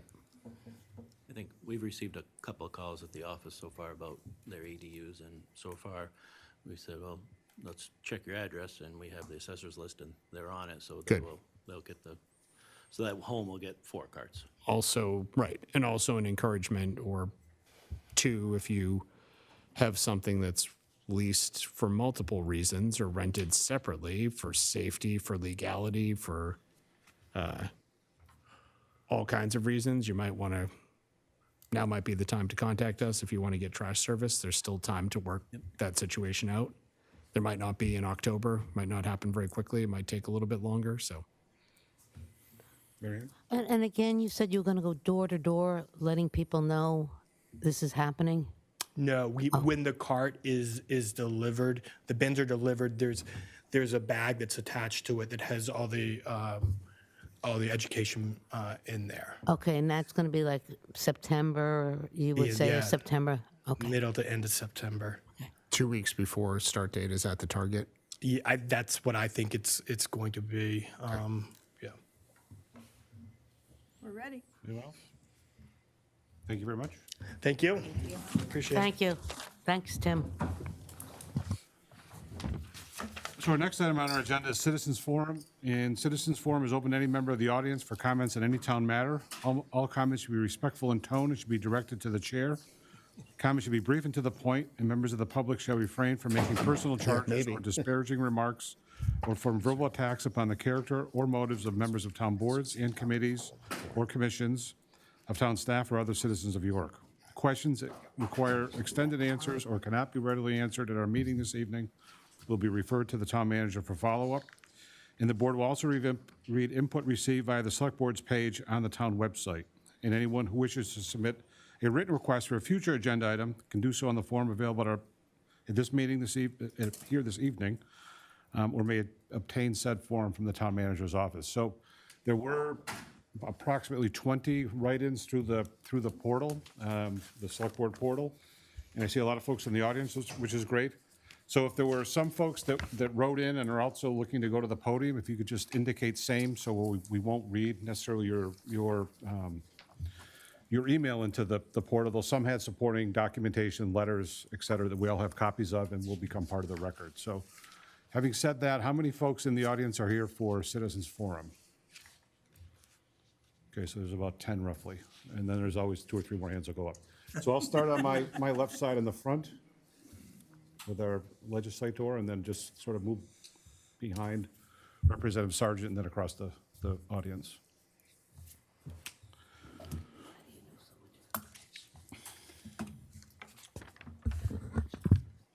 I see you didn't bring your tri-cornered hat this evening. Sorry, not my costume. I do feel, however, my name is Holly Sargent. I live at 625 York Street, and I am the representative from District 147 in the legislature. So I do feel like I'm sort of the break, though. I'm sort of the, I don't know, intermission between before there's more discussion on this issue. So forgive me, but I'm here this evening to actually speak very briefly to you and to my fellow citizens listening and tuning in about adult education. Sometimes I think we're always burrowed and sort of focused on the things in the town that we're responsible for, as we need to be, and sometimes we don't know about other things that are going on. So I just wanted to share this. I'm here, to speak about adult education. In my service on the Education and Cultural Affairs Committee in the legislature, I've become a champion for adult ed in our state because it is an essential, accessible, and affordable component of our public education system. Now, I'm not speaking, frankly, here about the wonderful, creative enrichment programs that adult education includes. This is not, learning the samba or, whatever, or how to do watercolors. Those things are wonderful, but that's not what I'm talking here. I'm speaking about the core programs that 60 adult education programs across our state, all 16 counties, offer. They are high school completion, college transitions and readiness, and workforce training in diverse fields from medical fields, trucking, welding, early childhood education, and many, many others. These programs in the counties basically serve over 12,000 people a year, and they get them a needed credential, and they give them a second chance. The people who attend adult ed have somehow been derailed. They've had a family issue, they've had a health issue, they've had to deal with it, and they got off the track. So they didn't complete high school. They didn't have the chance to keep going. Adult ed puts them back on that track. So last Thursday, I had the pleasure of attending the graduation and awards ceremony at YCA for York adult education and community education. And I'll say our local program led by Lisa Robertson and Lynn Sheehan is a gem of which we should be very proud. Amidst tears and cheers, 6 students received their York High School diploma, and 8 individuals received their credential and PIN as certified nursing assistants from the CNA program. And by the way, all 8 of them have jobs before they graduated from that program. There was one other group that was there and to be recognized, 8 people who were listed as class students. This is a homegrown York program developed by Lynn Sheehan. It stands for Collaborative Learning and Social Skills and offers conversation, games, teamwork, and confidence building once a week for individuals who are learning disabled or have difficulty in normal social situations. As all of these people, our CNAs, our high school graduates, and our class members crossed the stage, they beamed, they laughed, and they hugged their family members. It was an evening when I was very proud of York. And I wanted to share it with you because as elected officials, you often get a lot of the complaints, you often hear a lot of the things that people have concerns about, and sometimes we don't pause to hear about some of the things that are truly wonderful. So I just wanted to share that with you this evening. Thank you. Thank you. Yes.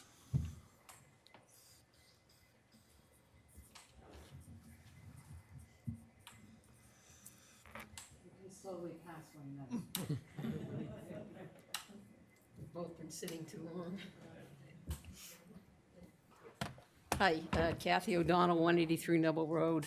I'm here to talk about the project at Sawyer Park, as you might imagine. And I note some very great comments from the Select Board about possibly taking care of the remediation work that needs to be done in the park before we consider anything else. We're now 2.5 years since the storm in January of 2024, which caused most of the damage. We're all very concerned about the future of the park, and I think because the plan became so enlarged, it's been slowed down dramatically. And we can't allow that to continue because if we have another couple of storms like that, we could be in serious trouble. So I would urge the board to go forward as quickly as possible to take care of the remediation work and to put off the other big issues because there are costs involved. There are also issues about whether certain changes are necessary, whether the parking is going to be sufficient. I have questions about whether the parking is going to be safe. As you go into the park on the right side, the current plan has people backing into 2 lanes of traffic, which will not be safe. So I would urge you to go forward on the remediation as soon as possible. And in the interim, as I said a couple of weeks ago, let's take some measures to manage the parking that we have there now. Weekends in the summer are very busy. If you had a ranger at the entrance to the park and one in the upper park, that could solve a lot of problems. And I would urge you to do that because there are weekends when it's just not safe. Emergency vehicles could not get into the park. So I thank you for your time. I know a lot of time has gone into this. I appreciate the time that the Sawyer Park Committee has given to me and other abutters. I think they would agree that the plan that is being presented now is much better, hopefully because of some of the input that we have given. But I think the major plan to improve it should be put on hold until we take care of the very important issue of remediating the damage that was done 2.5 years ago. Thank you. Thank you. Hand on this side? Was there a hand on this side? There you go, yes, sir. Oop, we were slow, so I'll come back to you.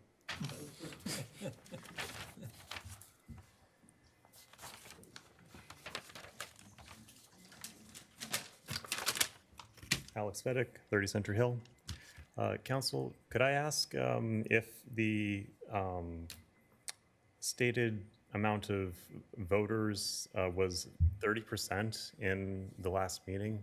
Could you confirm that number? That was stated by, I believe, the librarian, but is that possible? It's less than that. I can't give you an exact number. I believe it was 24, 25%, though. 25% of voters. I have a reoccurring topic that I bring up. I believe that the constitutional rights are non-negotiable and that the flock safety cameras are a violation of our Fourth Amendment. Blanket surveillance is not something that I want us to trend towards in this country. The White House has released new papers regarding its own intent to persecute individuals based on loosely defined terms. There's an ongoing revision of FISA Section 702, which is now pending Senate approval. So I want to just give a reminder to people that you let your voices be heard, submit your ballot, talk to people around, and that's all. Thank you. Thank you. Sorry, you had your, yes. Sorry to point, but I've never found a better way to do it. That's fine. I've pointed out a lot of times.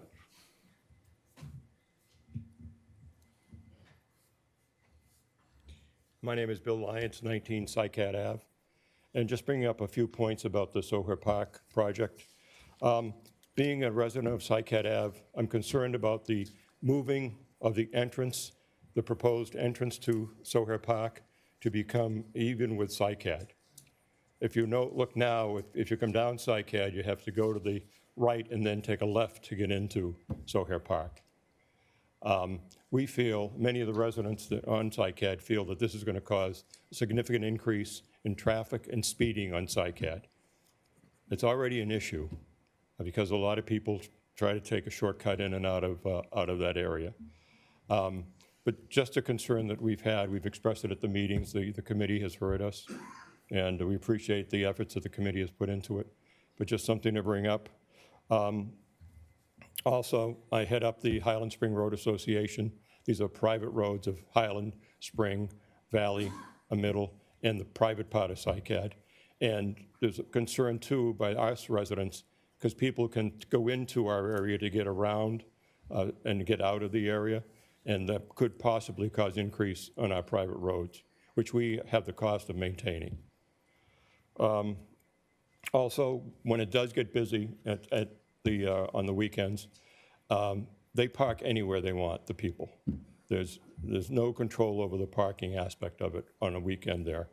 And as Kathy said, emergency vehicles may not be able to get down to that area. We also think that it's possible that parking would take place on Cycad and Sycat is not a wide road at all. So just a few concerns that we have with that, and I'd like to make sure that it's considered. Okay, thank you. Thank you, sir. Yes.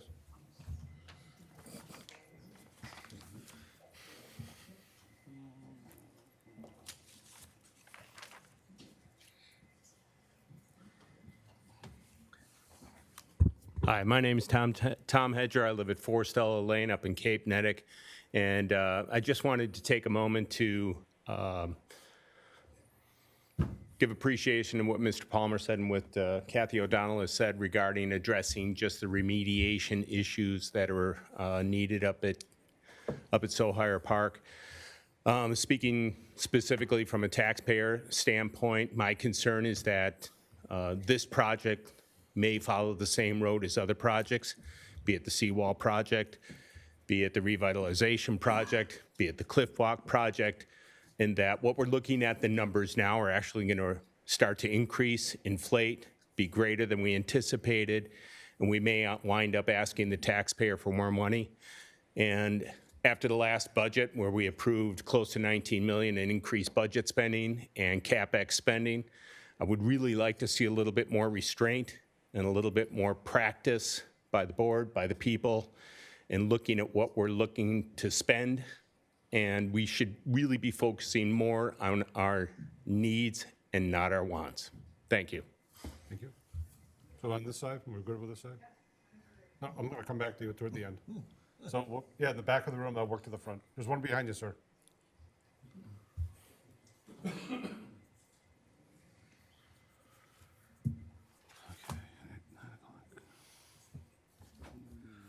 Mike Michike, River Farm Road. I want to commend this board for really looking, like Robert said, about trying to cut the spending on this $3 million project. My main reason for coming was objecting to the reserving spaces for the electric cars and the cost of putting in that. I mean, the last thing we need to do is attract people to sit there for 2 hours and charge their cars. So that was my main reason for coming, and the expense of it.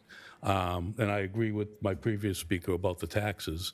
I wish, the budget committee and the school committee would be more concerned about our tax spending. And, like you guys represented tonight, I appreciate that. The other thing I wanted to talk about was, and I agree that they should just do the remediation, the $1 million, and hopefully Sawyer Park can pay for most of that. That's a maintenance thing that has to be done, like we missed out on the cliff walk because of the damage we didn't see. Who knows what that's going to cost. But we just need to start controlling the spending in town. It's out of control. So I appreciate that. The other thing I wanted to talk about was I brought up last time I was here about transferring the cost of the rubbish pickup to the store owners down at Short Sands. They're the ones generating it. They're the ones that need it. They're the ones that complained when we took it away. Now we just spent $70,000 of taxpayer money on those barrels. Do we have to have a public hearing on that, or has anyone looked into that since I was last here? Looked at any options about that, transferring it to the store owners? I asked I guess someone. we'll get back to you, Mike, on that. I don't want to Okay. type a lot of time. No, for I it. asked Yep. someone, to get back to me on I'll that. see that So that's followed up on. Okay, thank you. Yes, sir. Yes, with the white collar, yep.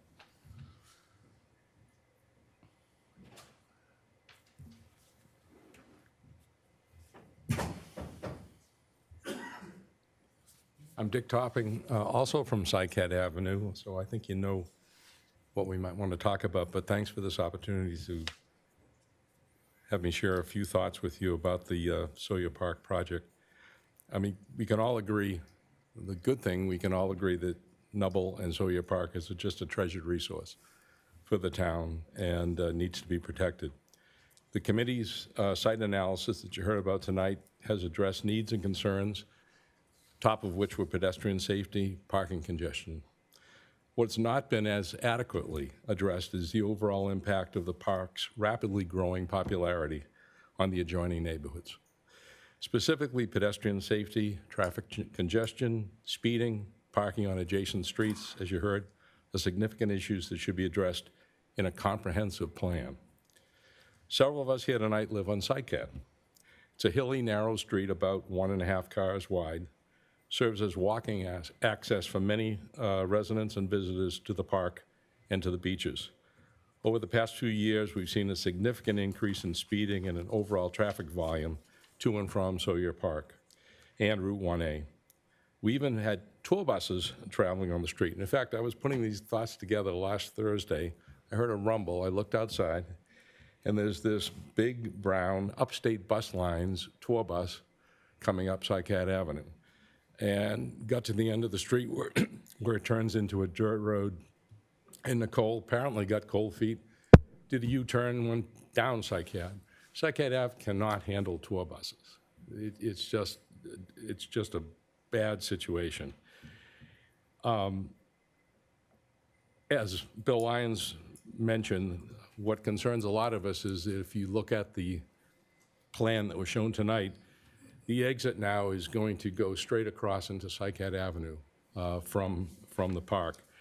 It's quite reasonable to expect that this change will encourage more cars to exit directly onto Cycad, won't make a right or a left turn, and this is just going to make things worse. The committee said in some of the meetings over the past year that the town staff do not think the proposal will increase traffic and safety concerns. As far as we've seen, though, there's been nothing specifically done to look at the traffic situation. We all have opinions, but what we need in something this serious is facts. And a formal traffic study is needed and should be conducted before any final decision is made. So just thank you for your consideration of the proposal on the surrounding neighborhoods. It appears, what you saw tonight appears to offer some good short-term improvements, but it doesn't answer other critical questions. Given the importance of Sawyer Park to the town and its impact on the residents, we need a longer-term, more complete strategic plan before going ahead with significant changes to the park. Thank you. Thank you. Again, this side? Yes, sir. Yep.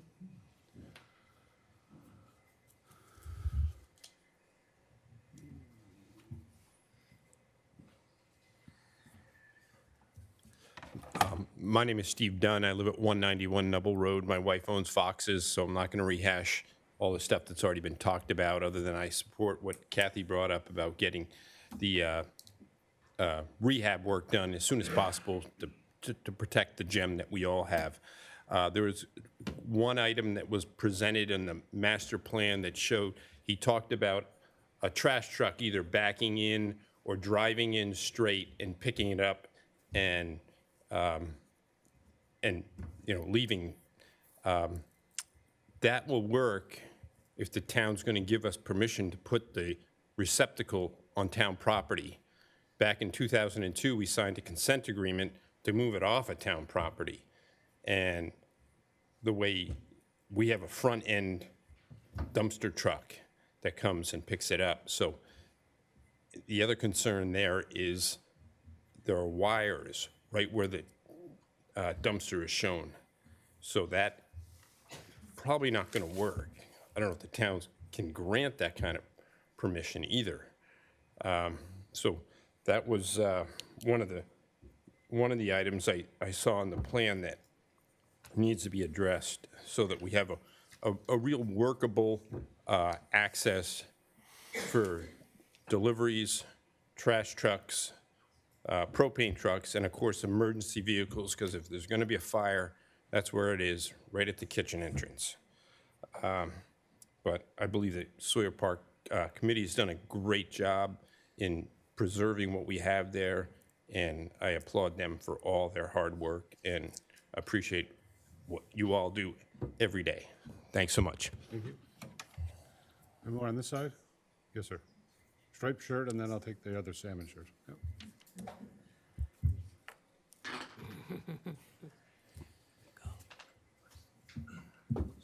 My name's Scott Brown. I live at 41 Emmis Way. I actually came here to talk about parking issues, and I was at the meeting last month where you considered the opinions of residents and made some changes for this summer. I talked to the town manager earlier about some difficulties I had with the parking app this past week, which I would only say I'm moderately tech savvy, but I've been able to use those apps pretty successfully in many other places. So I don't know if that was me or if it was the app itself or other technological things. But last month, what I heard was people primarily talking about the cost. And it seemed to me like that maybe what the board would want to consider is what we're talking about here is a very limited, highly valued resource. There are many stakeholders who depend on parking availability.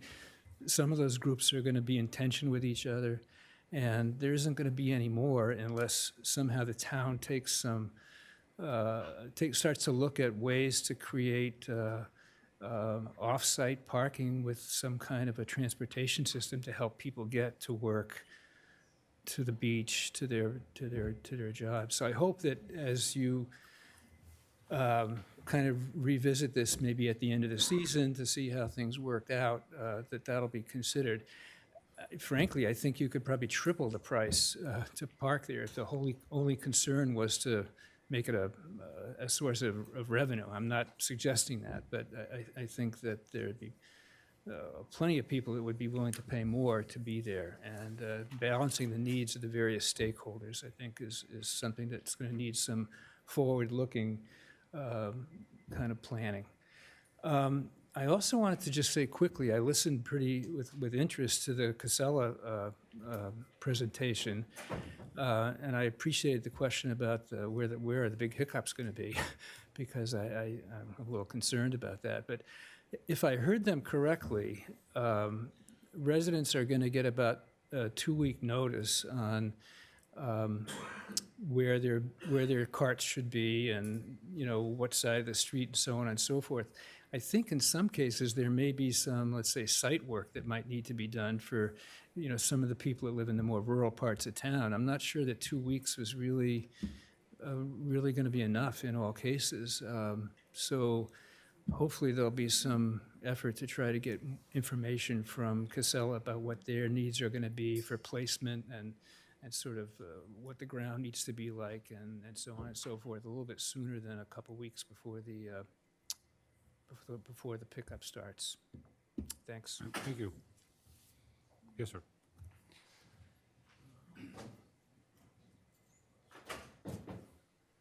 Hi, my name is Tony Knox, and I live in Whippoorwill, which I like to think is at the base of the Nubble.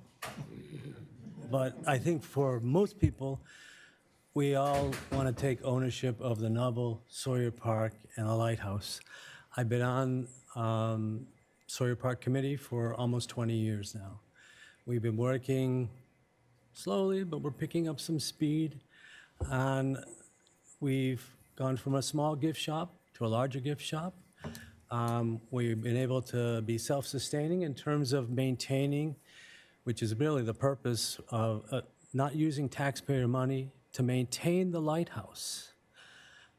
Again, it's an enterprise fund. Part of it is also helping to maintain Sawyer Park. But that was not the original charge of the gift shop. And so, given all the movement of monies, taking $1 million and asking all of us who want to take ownership of Sawyer Park, I think it's a reasonable thing to ask taxpayers if we do not get a grant to help pay for that over a period of time. The monies from the gift shop, we can accomplish the master plan. I believe we've increased revenues every year, year after year, and I think we will be able to pay for it without asking the taxpayers. That money in the enterprise fund is not meant to repair storm damage. That was never the intention. It was to take care of preserving the lighthouse, preserving the park, and preserving access to as many people as possible and as safely as possible. It's been a long time coming. to fix the park, to make it accessible and enjoyable for everyone. And I think delaying that is just not really helpful. And I appreciate you guys. Thank you. So I saw one other person over here. See, it always happens, more hands go up. Okay, go ahead. Yeah, go ahead.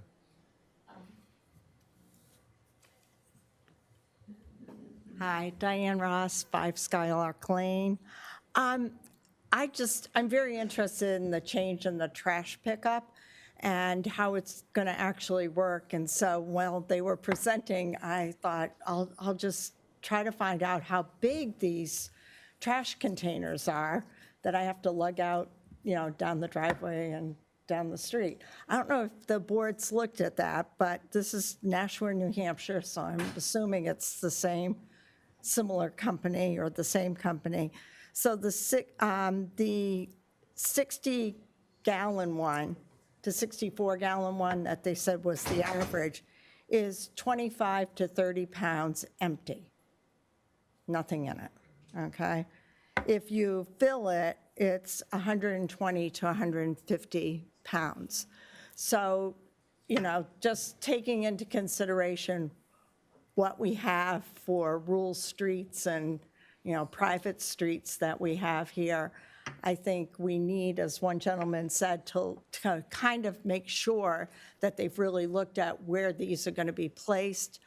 I also read that they've got to be 3 feet apart for the arm to work to pick them up. So if you take the person that's going to get 4 of them because they are duplex or whatever, you're looking at 12 feet, if I did the math right, and that's not even considering the width of the bucket, it's the bin itself.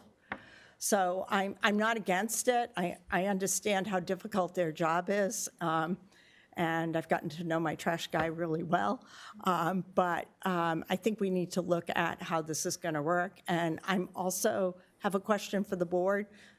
Should I assume that if I'm getting trash pickup now and I'm on a private road, that I will continue to get trash pickup with the new system?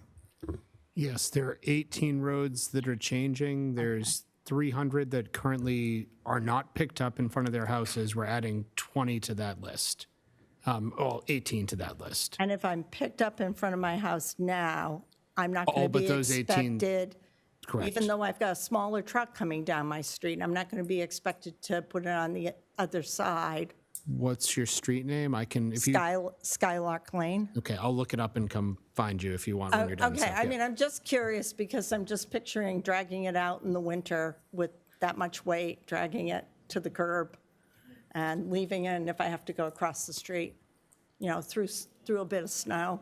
So people keep asking this question, I'll just add, one recommendation is to wheel the cart empty to the end of your driveway, and then however you would normally transport your 1, 2 bags, 3 bags, and then you could Which means you wheel don't it back up collect empty it. again. Yeah, but leaving it empty means that you're going to have to keep a container inside your garage that you're putting your trash in during the week in your bags. Yes. And then you're taking it out of that container and bringing it, oh, come on. So Peter will, I'm retired, but that's not how I was spend my time. Peter will follow up with you. Yes.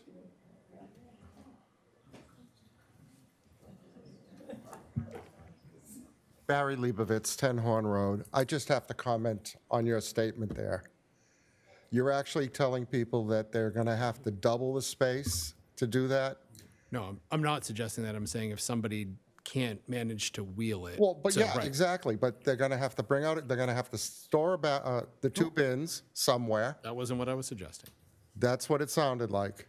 But we're not going to have a debate. back Okay, and all forth, right. But that was my whole question here, though. It just sounded like you got 2 bins here and then 2 more in the house and then lug everything out, and just doesn't make sense. Well, there's going to be information. We'll get that out to the Okay. citizens, and it'll be Thank clarified. So I saw one hand on the, see, more hands keep popping up. It's amazing. Yes, sir.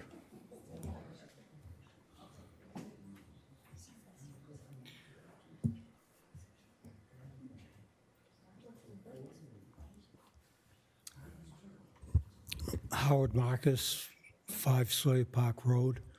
I just wanted to give an observation. Have any of you been up to the lighthouse during the summer, July and August, on a Saturday or Sunday, Yes, when it's a mob scene? yes. Because what tends to happen is people will go along Sawyer Park Road, and if there's no parking spaces, they'll go to the furthest point, i.e. closest to the lighthouse, and they'll stop. And they'll wait for someone to pull out, and all the cars back up behind them.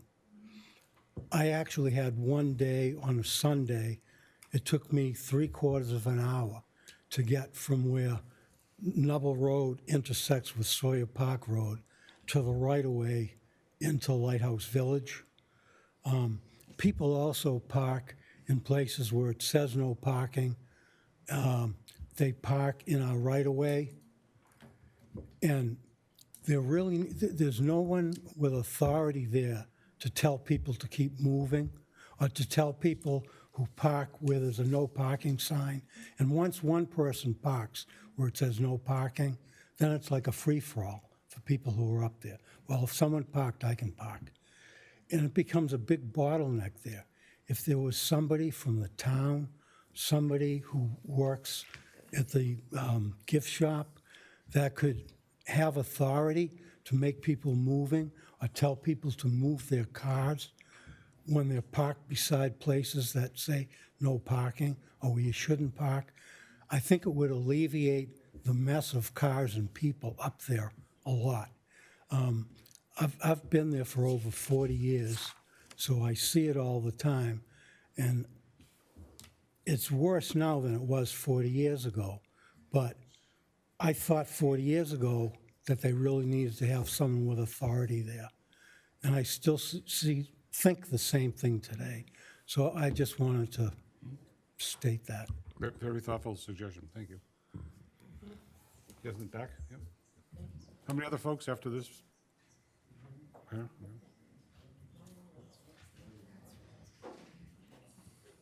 Got 22. To read? Yeah. Hi, I'm Jody Sieben. I live over on Shelton Ave in York. Not a good public speaker, FYI. I wanted to weigh in that the proposal tonight for Sawyer Park is primarily engineer-driven. There are possible solutions, simpler solutions, such as maybe the town of York should offer a couple trolleys. Maybe should there be a pickup area, Short Sands lot, Short Sands Road lot. Maybe the town could consider that to alleviate traffic and parking. Also, for pedestrian safety, why don't we have any signs? Pedestrians crossing, painted crosswalks, simple things. If this is an issue, a true issue, why haven't those simple little things been instituted? They don't cost hundreds of thousands of dollars. And for me, and I think for others, it's not just tax dollars. It's preserving the natural beauty of Sawyer Park. I don't see any proposals to put paved sidewalks at Agamenticus. No hiking trails are going to be paved. Why do we need a paved sidewalk on the ledges of Sawyer Park? So I think it's time to think outside the engineer box and consider some simple things. Thank you. Yes, sir. I believe this is the last citizens forum, am I correct? Participant? All right.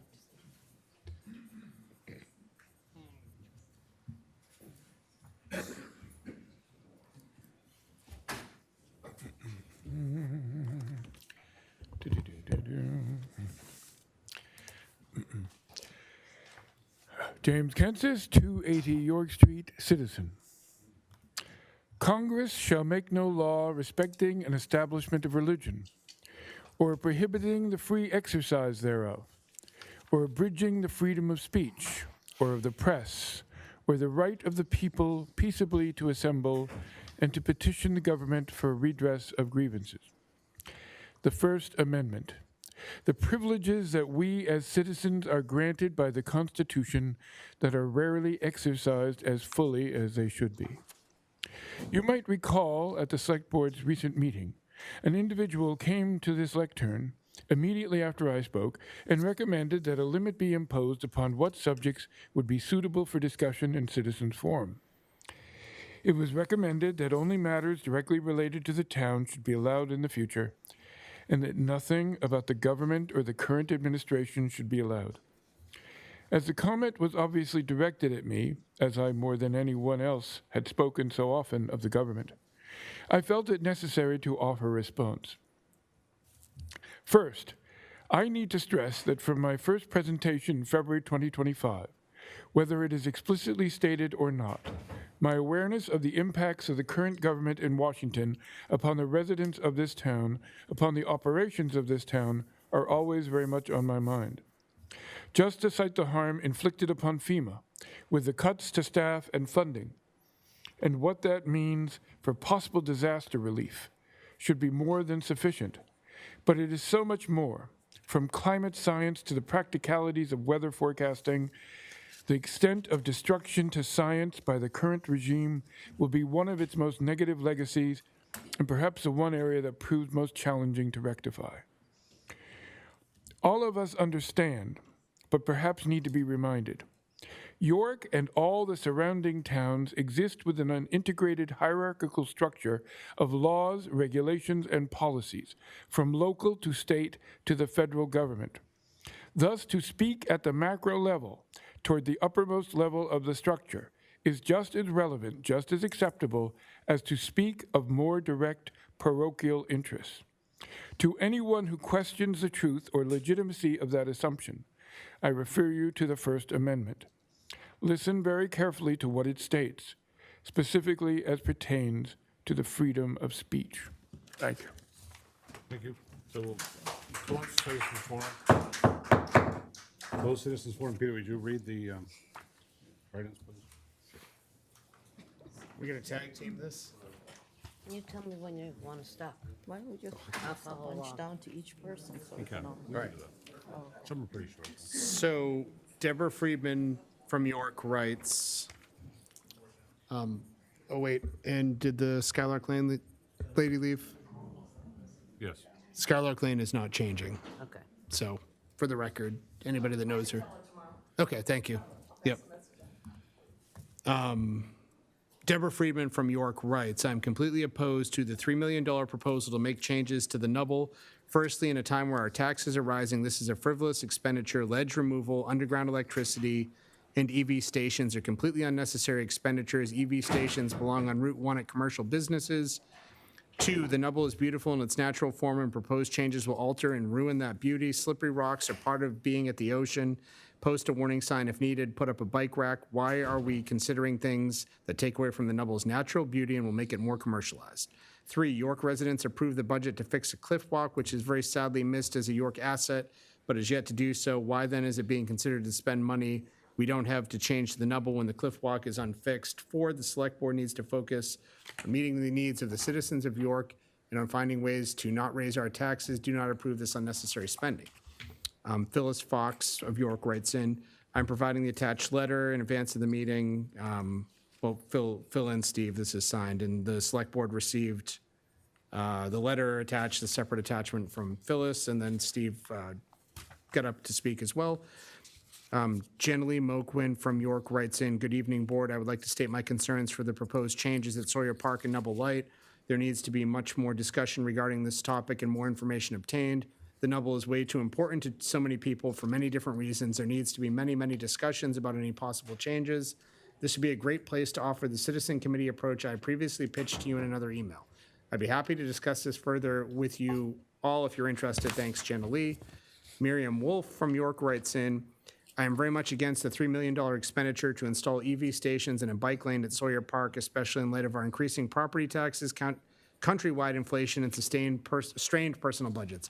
EV stations are just ridiculous and will reduce the parking availability for an already very small parking, limited parking lot. I have no idea what you're proposing about slippery rocks, but believe they should just be left alone. We are not responsible for the poor judgment and risk-taking behaviors of visitors in a natural environment area.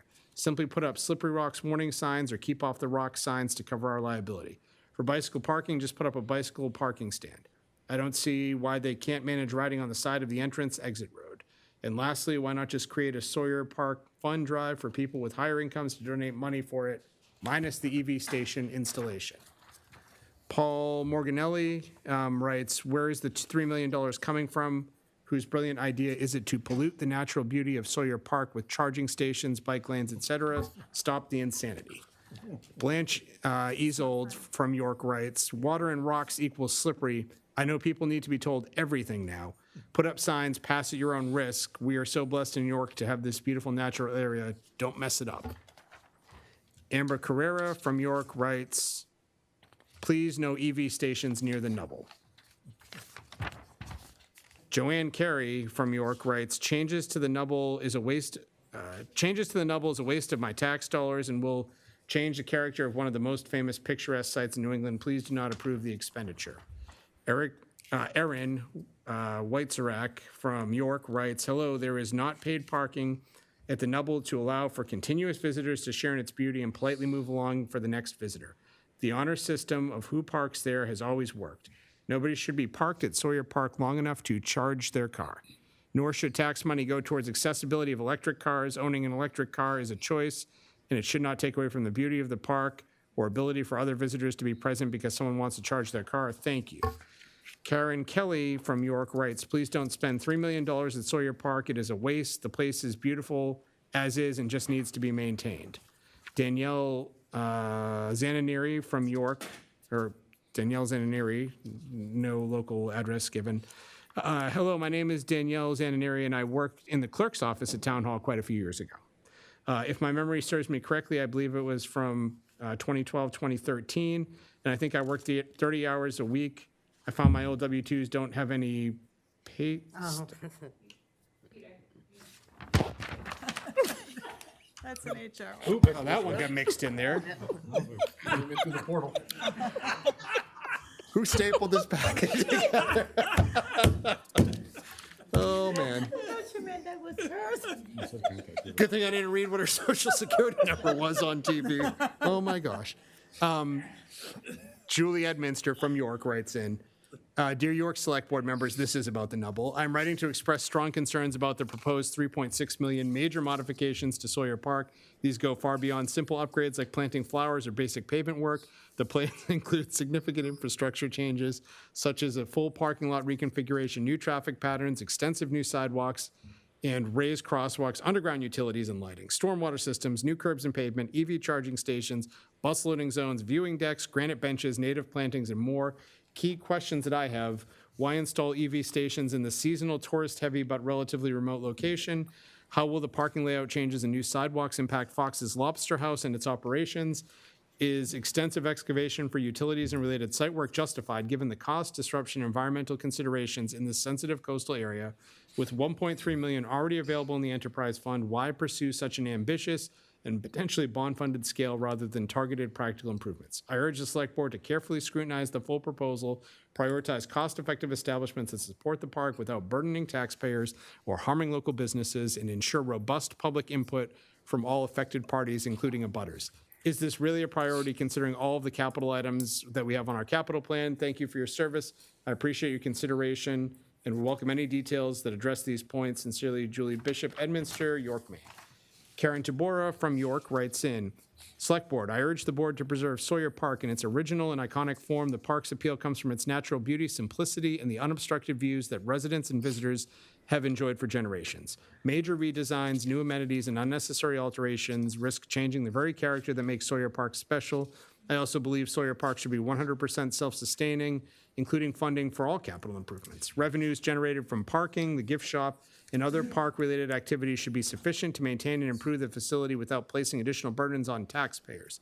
At a time when York faces increasing budget pressure, the town should focus on essential needs and necessary maintenance rather than costly enhancements that may not be needed.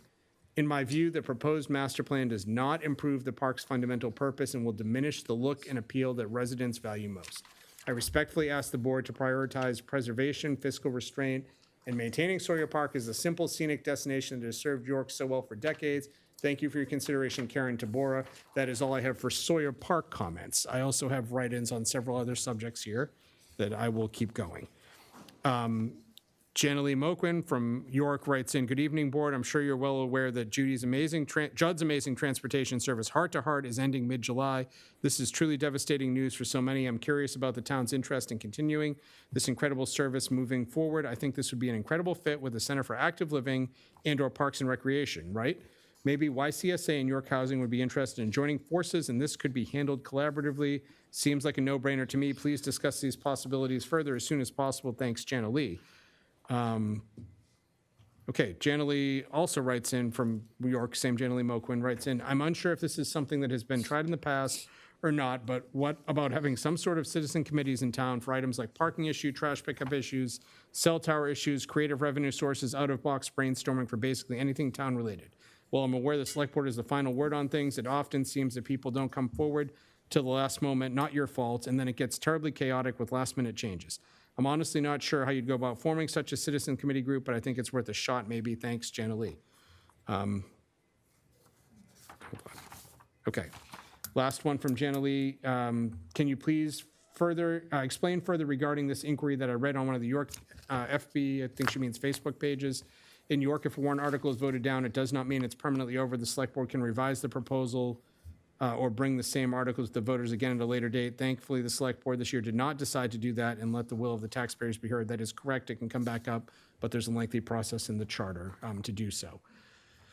Cindy Bissonette from York writes in, hi, I live on Hiram Street. I see our curbside pickup is ending this fall. How will this be handled? Do we bring all barrels to the end of the street and leave them in someone's yard? There is no room for all these residents to put their barrel. We quickly counted there could be 28 to 40 barrels, including trash and recycling. Many residents and renters leave on Sunday and put their barrels out before they leave. We have elderly disabled residents on our street. This is going to be a burden for them as well. Whoever made the decision needs to rethink it. That one will probably get a follow-up because there's several questions in there. George Pervanis of York writes in, what's happening with trash situation on Blueberry Lane moving forward? George will, needs a separate follow-up. And then Merle Olson from York writes in, regarding 19 private roads will have trash pickup moved. Where exactly will pickups be? Will the entire road have all of their barrels and recycling in the same spot? And if so, how will cars get by? Finally, how will barrels that are put out on Sunday when weekenders leave for the week and not picked up until they return on Friday? Although this change does not directly affect me, I have friends and neighbors who are not registered voters who do not have a say in the decisions that are made, yet are taxpayers in the town. I'm hoping they too can have a voice. So I guess for all three of those, very rapid fire, I was counting when I get the question about Skylark Lane. There's about 500 private roads in York right now. About 300, I think it was 290 are picked up. The way that they are now, they call it, the Casella folks are here call it piling. So it's all the trash is lined up at the end on the nearest, not always public street, but the nearest served street, and it's picked up. That practice is not changing at all, only the containers are. So in the same volume of space as you need to put your previous trash can or trash bags or all that, that's where the containers go. We had that one question about spacing between cans and clarify all that. They'll communicate that. I don't think it's 3 feet, but there is a space that you need to, I mean, they can't be touching each other or else you're gonna knock all of them over when somebody goes to collect them. So it's like a foot or two from what I was told. I don't know if they're given 3 feet as a issue or as a You're done with that guidance. one, Or right? That's all I've I didn't got. see any come through the portal. So citizens forum is closed. We're moving on to public hearing. We have one for Mazon Restaurant. Is there a motion to open that public hearing? So moved. So public hearing is open for Mazon Restaurant. Anyone here to provide testimony on Mazon Restaurant's business license application? We close that public hearing, move down to endorsements. We have one endorsement, new business license, Mazon Restaurant. It's the board's pleasure. I move we approve the license for Maison Restaurant, all subject to taxes, fees, and inspections being current and compliant with the usual noise stipulations. Motion by Marla, seconded by Marilyn. Any discussion on the motion? Hearing none, I'll call the vote. Robert? Yes. Marilyn? Yes. Marla? Yes. Mary Ann? Yes. Chair votes yes. Motion carries 5-0. Welcome to York. Old business, opioid settlement funds. York County Manager Greg Zinzer. Welcome to local government in action. Boy. Been there. I've been doing this for a long time. Still get some pretty good-sized meetings up our way, Belford, too. And so, some of you may recall, I was here about 2 years ago, almost to the day, I'm thinking. And at that point in time, we were really unveiling to you, we're kind of going around on a road show, talking about one of the buildings, what we're doing with all of our ARPA money, the $42 million that we received. We'll keep this somewhat brief. I'll put up some of the pictures here. I was asked to move this over here so the camera could pick it up. So in your packet, you have the same pictures. I'm not going to put them all up. I think this is the one that you really probably want to look at. In the packet of information here, I'm proud to be here today to talk about what we're up to here at the county. Push your button so you're on green. And also, who's with you? So good afternoon, good evening. My name is Greg Zinzer. I'm the county manager here in York, and I'm here with County Commissioner Richard Clark, and you can introduce yourself, Commissioner. Hi. Thank you for having us. I think you'll be delighted to know that we do not have an opinion on the park renovations, but... Do you have any grant money? We could talk about that later. We don't, but I served as a selectman in Wells for 18 years. I know how much sales tax, lodging, and meals tax goes from York County to Augusta, and how little comes back. So that's another story for another time. I represent the towns of Wells, Algonquin, York, Kittery, and Elliott. As Greg will tell you in another minute, we were here to ask your support for the opioid treatment center, and we're here now to say thank you. So I'll let Greg go on because I'm sure he has a better presentation than I do. Thank you for having us. Thank you. Thank you, Commissioner. As I was saying a few minutes ago, we were here about 2 years ago, and at that point in time, we presented to you really what was a concept. The concept of a regional solution to really a very large problem, a problem that really couldn't be resolved at the local level. The proposal and what we're currently working on, what is currently under construction, and open invite to each and every one of you whenever you want to go up there and take a look. Happy to touch base with you and go up there and give you a tour of the building. The bottom picture, that's exactly what it looks like at this point in time. The building is getting built. It's going to be housing 5 independently licensed programs: detox, 30-day program, a 6-month program, a 270-day program, and an intensive outpatient. The intent is to provide a single source of services for anybody and everybody that is seeking opioid treatment and recovery. In particular, this will also have 8 beds dedicated for observation. Those beds are meant for 24/7 drop-off. You don't need to go through the criminal justice system in order to access this particular facility. It is meant for extremely low barrier folks that need to get in and are expressing needs for treatment and recovery services. So in your packet, we have the various pictures as you go through the particular building. We wouldn't be able to do this without the ARPA funding that we received about 5 years ago. And when we received the ARPA fund, what brought us here to begin with is the commissioner's directive that we didn't want to bury any money. We didn't want to bury it in sewer. We didn't want to bury it in water. And let me tell you, we did receive so many requests for the use of this money. And all of our friends that we never even knew we had were here looking for the money from us, as tends to happen in our line of work. And so we're very excited about what's happening. The building is being sheetrocked in what we call phase 1 at this point in time, sequence 1. It's the short-term and the long-term wing that's being sheetrocked, and we expect the building to be finished by December 2026. And in the next couple of months, we're going to start bringing on some employees to start phasing in the various levels of the programming that will be available at the center. The building costs a total of $21,918,628. I gave you in the packet as well kind of a building cost and funding sources. And of special note, I do want to point out and thank you for the town of York for your contribution of your opioid funds that you gave to the project. I can tell you that the money that you folks gave to us initially does not include any contribution to any of the architectural, engineering type of fees. The money that we received from you went directly to the construction of the building. And as you can see, we have a balance to finish of about $433,000. Relatively small amount when we're talking there is contingency money there in the particular project.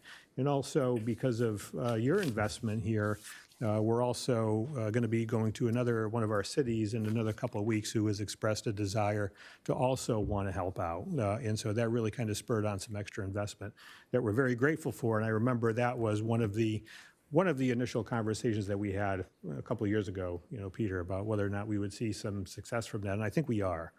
And so, again, I think the important thing to note here is this is not a jail-based diversion program that we are originally doing. It will be that, but it will be so much more. It's going to be anybody who is seeking treatment and recovery services here in York County will have access to this particular building for, again, treatment and recovery services.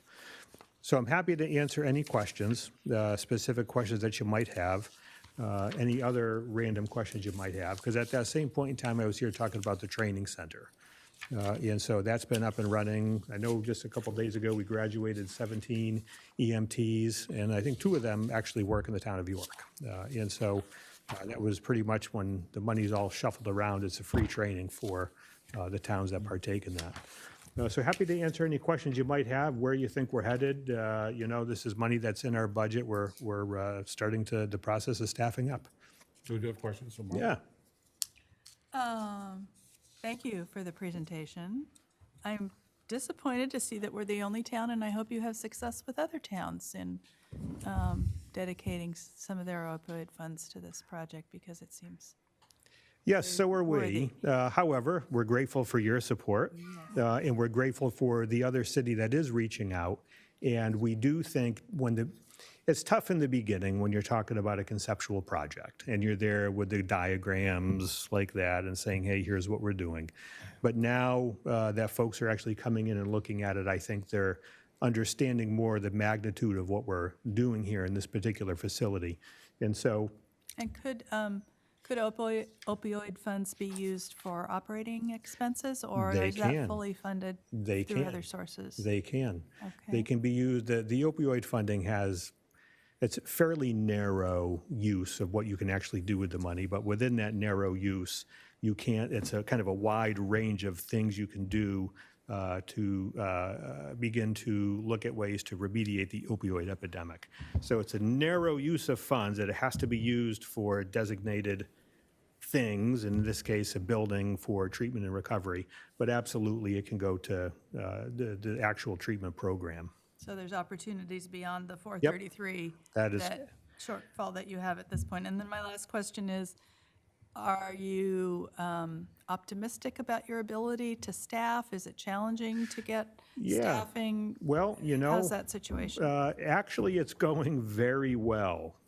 We recently took over our jail medical division, and we're pretty much all staffed up with the exception of one last nurse. So for those that have never been to the jail, we have a medical unit. And so it's staffed with nurses, a medical director, a nursing director, CNAs with a CRMA, social workers. We have recently hired all those people, and it's going quite well. We anticipate with our association with the community college as well, a very, very strong bond with them. It also is really a big tool for workforce development, so we're working with their forensic social work programs, the community mental health certificates that they work with, because we're going to be needing some of those people to be helping us out at this facility.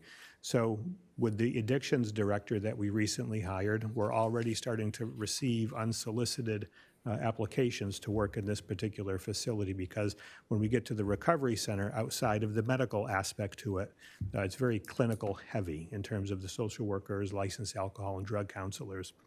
And so we're already starting to receive those unsolicited applications for when you start hiring, I'd love to come work here, because we are paying the people well, and so probably a little bit higher than the industry standard.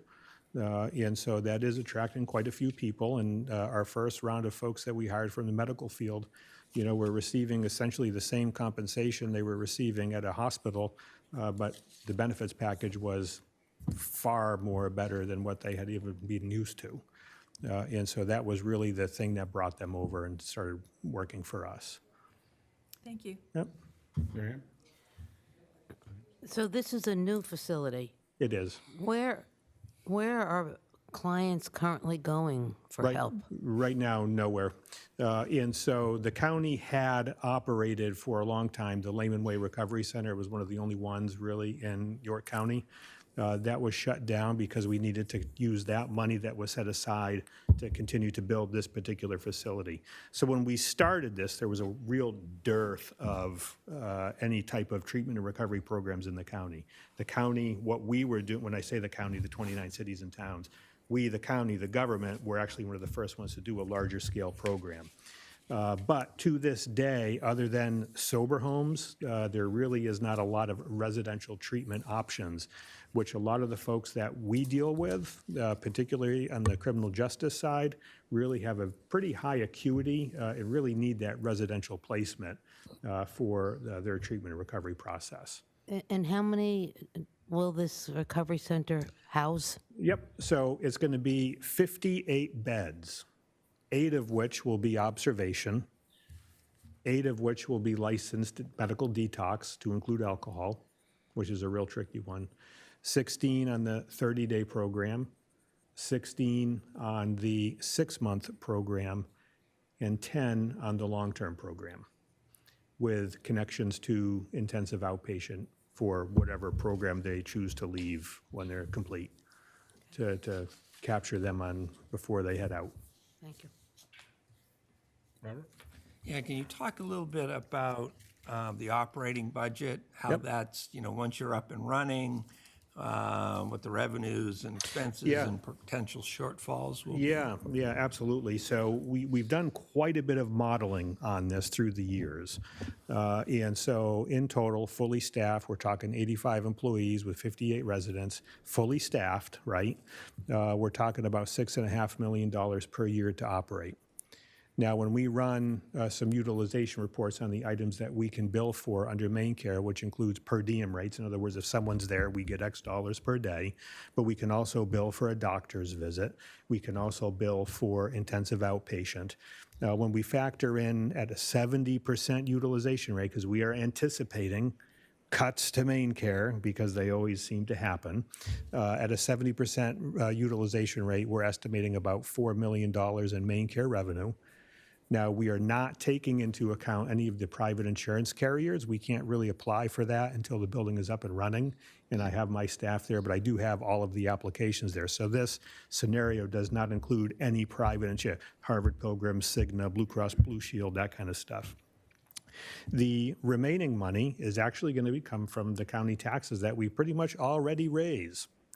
And so right now we raise about $1.9 million per year for treatment and recovery programs within the county. So when these programs are phased, we have to understand some of these, the programs are require a lot of money. Detox requires about $1.5 million of investment with a revenue generation of probably close to maybe $800,000 or $900,000. But when you start talking IOP tends to be more of a revenue generator. So we have to be smart in terms of how we phase the programs. So in this particular year, we'll be starting detox as well as the intensive outpatient program so we can get more revenue to help offset. So all of the programs, while separately licensed, all have to interact. In other words, I need to do this program in order to bring in the revenue. So in a perfect world, at the end of the day, when it's up fully running, it's about $6.5 million, and it's about $4 million in main care reimbursement, and then the other $2 million is going to be coming from us. So it's about a $500,000 gap. So this is where I put out a plug for our philanthropic arm. We created a 501c3 several years ago called the First County Foundation. You have a brochure, a trifold in there. The individual that we hired to do that has been doing pretty well in pulling in some private investment into these particular facilities, both the training center as well as the recovery center. One of the big ones, including some of the bank donations, which we're talking about, they gave us about $300,000. That's one. Some of the other ones that are coming in are from Consolidated Communications, Fidium Fiber. They gave us 5 years of free service at both the training center and the recovery center for all the phones, all the internet, and all the equipment in the buildings. That's a pretty large investment for those, and you go through the budgeting process, and you say, hey, what's the cost of all my phones and technology? That's about a $200,000 investment for the buildings of this magnitude between the two. Operationally, you'll have someone running Yep. this Operationally, we have really... reporting to you? That is correct. Yeah, we have 3 people, 3 senior executives over there, the medical director, the nursing director, and the addictions director. The medical director goes without saying what they're due.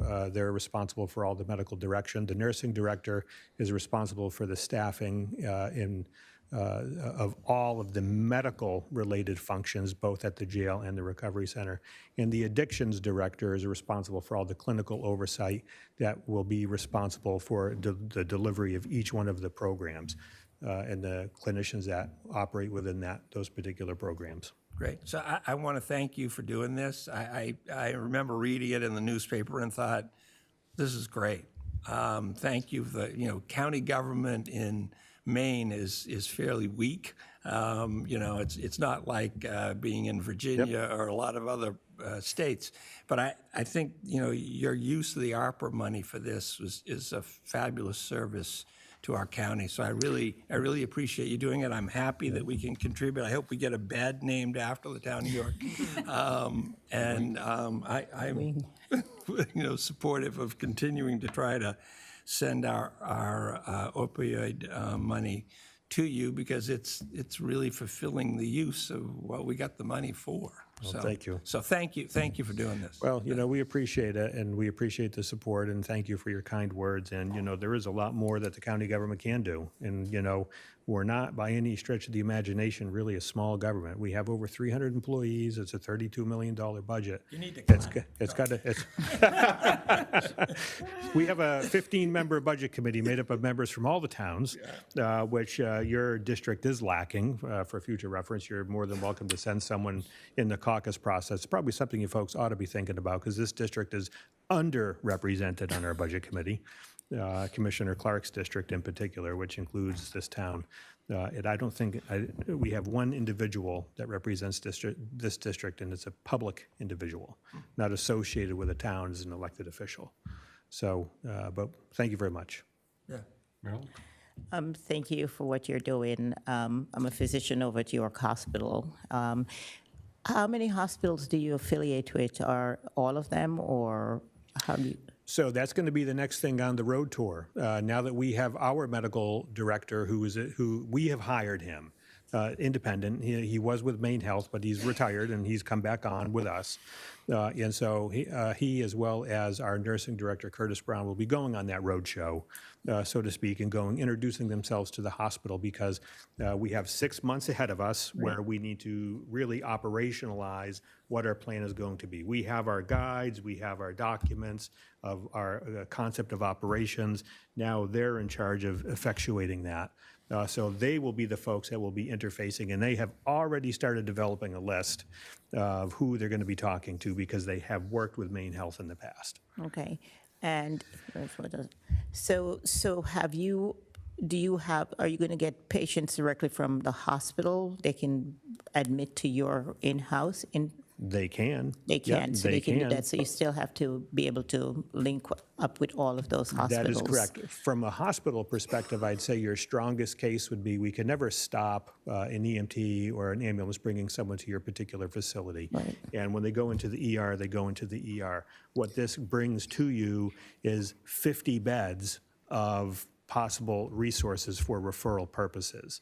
And so that's where you could say, this person, okay, they've completed their round of detox, or they really don't need detox, because sometimes that does happen, and they can just, you can we will work with you and you can work with us and you can make the referral over to us for kind of like a warm handoff. Will you be doing acute detox in where you are? Or gonna be- that has to be done first at the hospital? Yeah, So no. the withdrawals and all of that? So we'll be managing all the withdrawals. It's Okay. ASAM level 3.7, which means it's just under a hospital. Okay. So we will have 24-hour nursing with the medical doctor oversight, and we still have three nurse practitioners that are going to be some of the primary, medical providers within these facilities. So it will be, I can't speak to all the semantics because I'm still learning my way through it. Okay. And at a meeting this morning, they were 3.7, 3.5, and all these others. I'm like, please just tell me what we're doing on my paper. Are we doing what we're asking to do?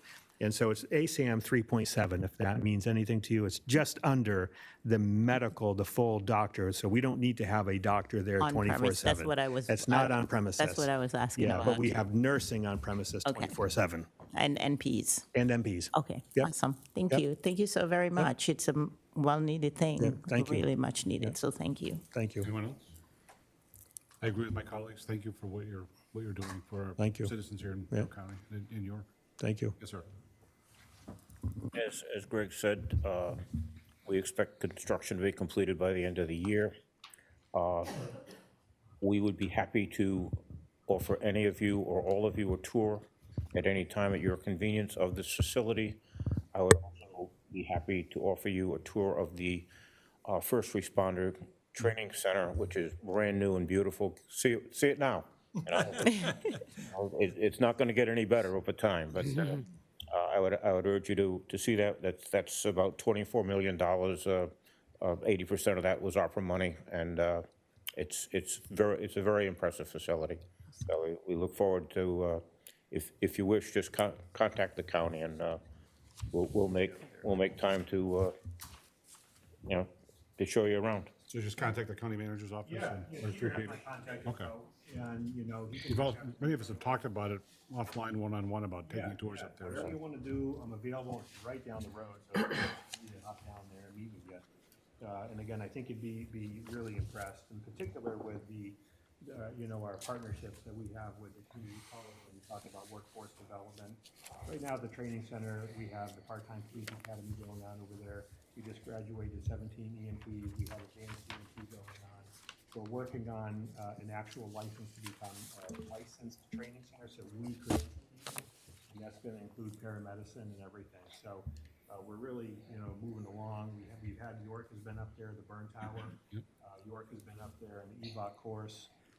And so a lot of this is really pretty much, the facility is there for your use, and so it's something that I encourage everybody to take part in. It's a pretty cool EMT lab, I'll tell you that. See some stuff that's really cool. I'm ready for a So motion. as luck would have it, we have received additional opioid settlement funds. I'm aware. And I'd like to move that we approve the allocation of $214,808.41 of the town's opioid settlement funds to York County to be used to help offset costs associated with the York County Recovery Center. Do we have a second? Motion by Marla, second by Marilyn. Any discussion on the motion? No. Call the vote. Robert? Yes. Marilyn? Yes. Marla? Yes. Mary Ann? Yes. Chair votes yes, 5-0. We don't have a large cardboard check, I'm sorry. Thank you very much. We hope it was worth the time that you No, That's about the break point, isn't it? When Yeah. you don't have a dog in the hunt, you can sit there and listen. I mean, yeah. we've had our fair share of controversial items through the years as well. And I do want to say thank you very much. Your contribution is very meaningful, and, just so you know, when you go up there and you take a look at it, you did have a direct contribution in the construction of the building. It's not going to anything else. And so, I think folks should feel pretty proud about that. And I will be using this in my conversations with the other towns. I've seen and- emails. He is actively Yeah, fundraising among our colleagues. What he's doing with their opioid settlement. Well, Not to take up any more yeah, time. no, I don't. I'm not going to throw any one of them under the bus here because I think no, and I mean that in a really honest and sincere fashion because there are a lot of really very good programs that some of them are doing with their funding. And primarily, I think what we see is we're seeing a lot of embedded social workers. I think we're seeing a lot of increases in behavioral health, and I think that's very needed and warranted with the police departments. We took the different approach. We also have a sheriff's department, and so we also were asked, Greg, I want money for, our own social workers and our own programs. That's all well and good. Sheriff and others, where are the folks going to go at the end of the day? And so this provides that output for where the folks can go. It's the same with our police department here, including, we've got even a rep here in the room, but Yeah. I mean, they're dealing with people that all the social work and compassion from the police officers lasts for a couple days, but we're told if you don't get somebody into a treatment program Relatively in that window quickly. of time when they Right. want to go to treatment, you Right. risk relapse and you risk that not sticking. So- Yeah, and I think it should go without saying that the goal, not in every instance, but there are many instances where you do not need to put someone in jail. Right. And that is our true belief. And when we were running the Lehman Way Recovery Center, we had 24 people who, if it wasn't for the diversion program, would be 24 people in the jail facility. So when you start to do the cost benefit, at that point in time, it was cheaper to treat them than to put them in a jail facility. I've been in the jail many times walking around talking to people, and that really, while we do all of the programming in there, and we invest a lot of money in MAT and in behavioral health counseling, those folks are there really for sometimes very short durations, sometimes very long durations. But it's not the best environment for folks to be really going through a recovery process. And, again, at the time, the jail was much more expensive, and it still is, depending on what program you're comparing it to. Detox is more expensive than the traditional residential programs. But this really creates that outlet 24/7 for all the law enforcement and anyone here, husbands, wives, sons and daughters that are having issues, they can be brought up. Well, thank you. Yep. Thank you. Thank you. Thank you. I wish we didn't need it, but thank you. No, I'll be coming up. So the old business too is Wiggly Bridge Causeway / Route 103 crosswalk. Peter. What I thought was going to be the most controversial topic of the evening. I thought they were all here to see me. I'm sorry, Greg. Do we I need to acknowledge apologize. that we're past 10 o'clock? Yes. Yes, please. Your 10:05. rules. Thank you, Madam Vice Chair. Can we go to 10:30? Oh, dear God, yes. 10:20, let's go. So I provided the background in here, which I will not rehash, on decisions made in 2021. Prior to 2021, the causeway had been constructed, boardwalk, if you will, kayak launch underneath Route 103 when the 103 bridge was reworked, a detour, if you will, or a way around the Route 103 crossing if you were to continue from the Wiggly Bridge down to the Fisherman's Walk. At that time, the board, which were some of the people sitting up here, but not all of the people sitting up here, had decided, and you can all add color to this if I'm missing it, to close the gate that's there. So there's a vehicular gate that gives access down to the causeway for maintenance. So bridge and causeway maintenance to access that way. That caused some public pushback as well as pushback from a board member at the time who had concerns about the extra distance to walk and the specifically to the kayak launch and also pedestrians going around there. So the board at the time in 2021 voted to keep reopen the gate, actually to remove the gate. Staff instead decided to lock the gate open, reported back to the board. Different staff reported to a different board, and the board said, okay, that's good enough, I guess, was the discussion. And thus has it stayed for 5 years. So we've gotten, since that time, I've had 2 or 3 maybe conversations with a couple people over the time I've been here, 2 to 3 years. The board recently started getting some feedback. I don't need to get into it. It was at a recent meeting on why is this open? It's dangerous, and there are going to be near misses and people hit and potentially injured for using that crossing. So in the interim, we've sandblasted off. Thank you, Greg. We've sandblasted off, or if it didn't happen on Friday, it's scheduled to happen today or tomorrow. Sandblasted off the remnants of whatever ghosted crosswalk used to be there. The pictures show a diagonal crosswalk. Everyone agrees that is not the correct configuration for a crosswalk. The Public Works Department did provide some feedback. It is possible to construct to meet site distances there. It's a 25-mile-an-hour road. However, that doesn't take into effect kind of the distraction of, oh, look, a river with boats as people drive over a bridge. It is kind of a picturesque look up to the left or look off to the right if you're going downhill towards the Wiggly Bridge. The proposal right now is not to build a crosswalk facility there, although if the board wants to entertain that at a later date, feel free to just let me know and we can discuss what that would entail. To address the safety concerns that are raised, we can close the gate. The pedestrian facility exists to reroute around that crossing. It's not going to stop every person from crossing the road and hopping a gate or sneaking under a gate and going down there, which, you know, we're not going to encourage, but it would stop and it would kind of take the liability out of saying the attractive nuisance of having the crossing be right there and people using it who aren't from here and don't know the road patterns and things like that. So, at the pleasure of the board. Board's pleasure. I'd like to talk about this because I respectfully disagree with the advice to close it off. I walk there all the time. I went there the other day to try to do an unbiased observation. I was there for 2 hours and watching the people who park and paid and went across. Not a single person went around and under the bridge and used the crosswalk. I use it all the time because I'm coming from Fisherman's Walk, and it's a natural to go around because I probably have broken the law once in a while crossing there without the crosswalk. But I don't use it that way. And I was looking, and the people were kids in strollers on backpacks, parents full of hands, some not so youthful, and some with canes and not being able to, I think, walk as far. And they were truly enjoying our town and paid their little monies to be there.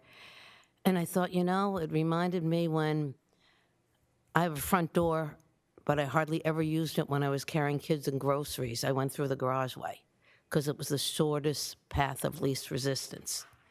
And I think we should keep it open. People park there. It's the natural way to walk to see this beautiful Wiggly Bridge. They're not here for the walkway and under the bridge. I think we should put the big white stripes, the piano keys on it, and make it so it's not diagonal. And I even looked at that you could go across the way. And I think the recommendations from the police chief and the superintendent of public works were you could go either way. You know, the police chief said there's been no accidents, and it's because people, I think, are cognizant of it. And it is 25 miles an hour. That doesn't mean somebody's not going to be zipping up on 103 to get to Lilac Lane. But people usually are driving slow, and all the cars, when people were in that crosswalk, everybody stopped for them. And it's 25 miles an hour, and the public works director said the sight distance is fine. And then on another thought with it, a gate across something sends a message to me, no, we don't want you. And I don't think it's welcoming. I think we can make it safer by striping it. I'm not a fan of one of those pedestrians here because I don't particularly like signs. But I would encourage this board to keep it open for the reasons I just so stated. I agree with Mary Ann. Anybody else? I'm indifferent. Okay. I'm indifferent. Any motion to do something, or? I mean, the I'll make a is to- motion. You can do whatever you would like to do. I move to leave the vehicle access gate to the Wiggly Bridge Causeway permanently open. Can we amend that to say that I thought you also wanted to have reinstitute have the crosswalk. And have the crosswalk restriped and whatever is necessary to have it built to proper standards now. Second. What does that mean? I'm just curious. Whether there might have to be a cut in the curb or the little red dots. So like federal highway standards, he talks about the safe landing zone in the memo. Yeah, so that's what I mean. Add to that, so it would be curb work on either side. You need to build a landing on the downhill towards the bridge side if you do that, which is fine, which can be done. Public Works, so Tim estimated around probably $20,000 to do all that work. They're gonna have to remove curb, remove the sidewalk, repave, reset on both sides. Most of that's gonna be in labor. Is he going to do it himself in the department? They'll do a lot of it, but the paving will probably be outsourced. Some of the work will be outsourced, yeah. It's a mix of contract work and in-house work, so. But you're not wrong if you're gonna leave that open. That is, the correct way to do is to build an adequate crossing. I would probably also suggest long-term, if you wanna leave it open, that we add a removable bollard in the middle of that way, because right now there's nothing to stop someone from driving their 150 down the causeway straight off into the river or into the Wiggly Bridge. There's nothing that would stop someone from driving a vehicle down. Do we need that access for emergency? No, that's why I put a bollard there that's removable, so it's just you. A I mean, it's removable used, You could unpin it and pull it out. it's used primarily for maintenance access by pickup trucks or heavy truck, heavier trucks than pickup trucks. But if the long-term solution is leave it open, which is perfectly fine, we should put a vehicle control point there that's not a gate that lets people walk around it. So is And that then- something you'd like to see in this motion, or? Or I can come back to you with a proposal with all that in there. So we have a motion to keep the gate open. Yep, which, yep. To construct the necessary landing zones on either side. Paint the crosswalk to federal highway standards, whatever that may be. And then there was discussion here about different signage or signage. We looked at blinky signs. They're not appropriate in a 25-mile-an-hour zone. They're prohibited, so, or not prohibited, but they're not indicated in a 25-mile-an-hour zone. And it's right adjacent to a historic structure. Right. And with the developments today, I mean, I'm supportive of what this motion is. The new information, I think, in this discussion for me is that it's a road that's 25 miles an hour and provides for safe distances. That was not stated in past discussions. Right. Right, so that's a significant change. Actually, we were told the opposite. Right. Yeah. That the speed, it was a higher speed. Yeah. So that's a big change. I looked at it on Thank you, Google Colin, Maps. for breaking down. There's a 25-mile-an-hour at Harris Island Road. It going goes over from the 40 to bridge. 25. Yeah, now whether everyone's going 40 or 25, I think is a different question, but I'm just telling you what the sign. We want to know the I law. guess I would sign also zone say, is. if this is unsafe, then we've got a lot of other ones that are unsafe. Right. Because you go up York Street from 103 and look at some of those crosswalks, the sight lines are a lot worse than this. So if we're gonna start So the taking feedback, care of crosswalks that way, then we got a lot of them we need to do away with. the feedback from the police chief was exactly that, was not that that closing it wouldn't improve pedestrian safety because it couldn't make it worse if you keep people out of a roadway. But I think his feedback was like, it's not the highest crash possibility crosswalk by a far shot that we have in town. No, but So just there do- are other Just do it priorities. right. Yeah. I mean, do it right. And I think our superintendent of public works would be thrifty with our monies and get the best bang for the buck there. So we have a motion and a second. We've been discussing. We ready for a vote?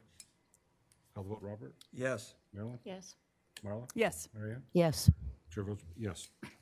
Thank you, Mary Ann. Thank you, board. So we have 12 minutes. New business disaster fund, the disaster assistance fund request.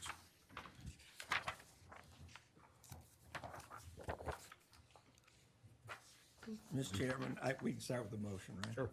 I authorize the use of the remaining $11,500 previously approved from the Disaster Assistance Fund, along with an additional $6,450 for a total not to exceed amount of $17,950 to execute the contract addendum with FOTH Infrastructure and Environment for the preparation of rough order of magnitude repair cost estimates for the cliff walk.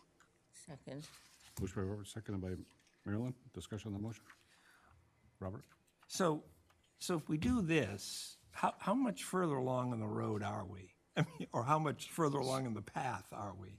I mean, this is a rough order of magnitude, so we get that, and then is we gonna have to go back to them again and say, give us the next order of magnitude? Is that what happens next? No, this is for budgetary use. So when we get this number, we can go to FEMA and say, this is the number, and this is the work we're doing.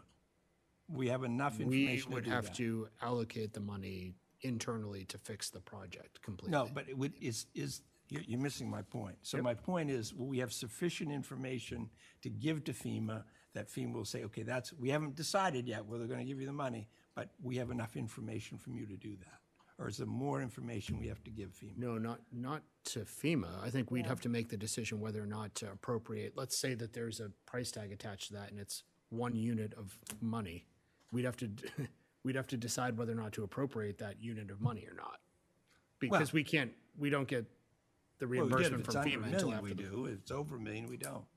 You're correct. I don't anticipate it being based on previous numbers and estimates, from what I we've just seen want to out make of it. sure we don't have to give the engineer more money to get more information before we can submit it to FEMA. I think your next process is we have money in hand and we do a design. And, I think we go to the voters before any of that happens. Don't you? We did go to the voters for 180, right? Correct. Yeah, we had discussed that was not going to be a complete fix of the project throughout the Well, process. at that point, we thought it was going to be $1 million. Yeah. If it's not going to be $1 million, then it's a different process. Correct. I don't. I just was wondering where we are on the All, road. So the intent in this, and Nicole and me talking with Nicole and asking her to get this number, this estimate of what we could get.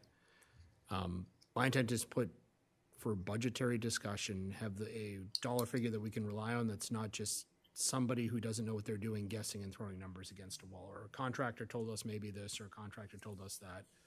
An estimate for the entire thing that the board and the budget committee can then have, policy discussions on whether we're gonna spend that kind of money. So if it's 800,000, that's great. If it's 1.2 million, that's great. If it's 7 million, I think you guys wanna know what that number is before we go any further. Yeah, I just want to close out this part of it. Right, and this will get us that number.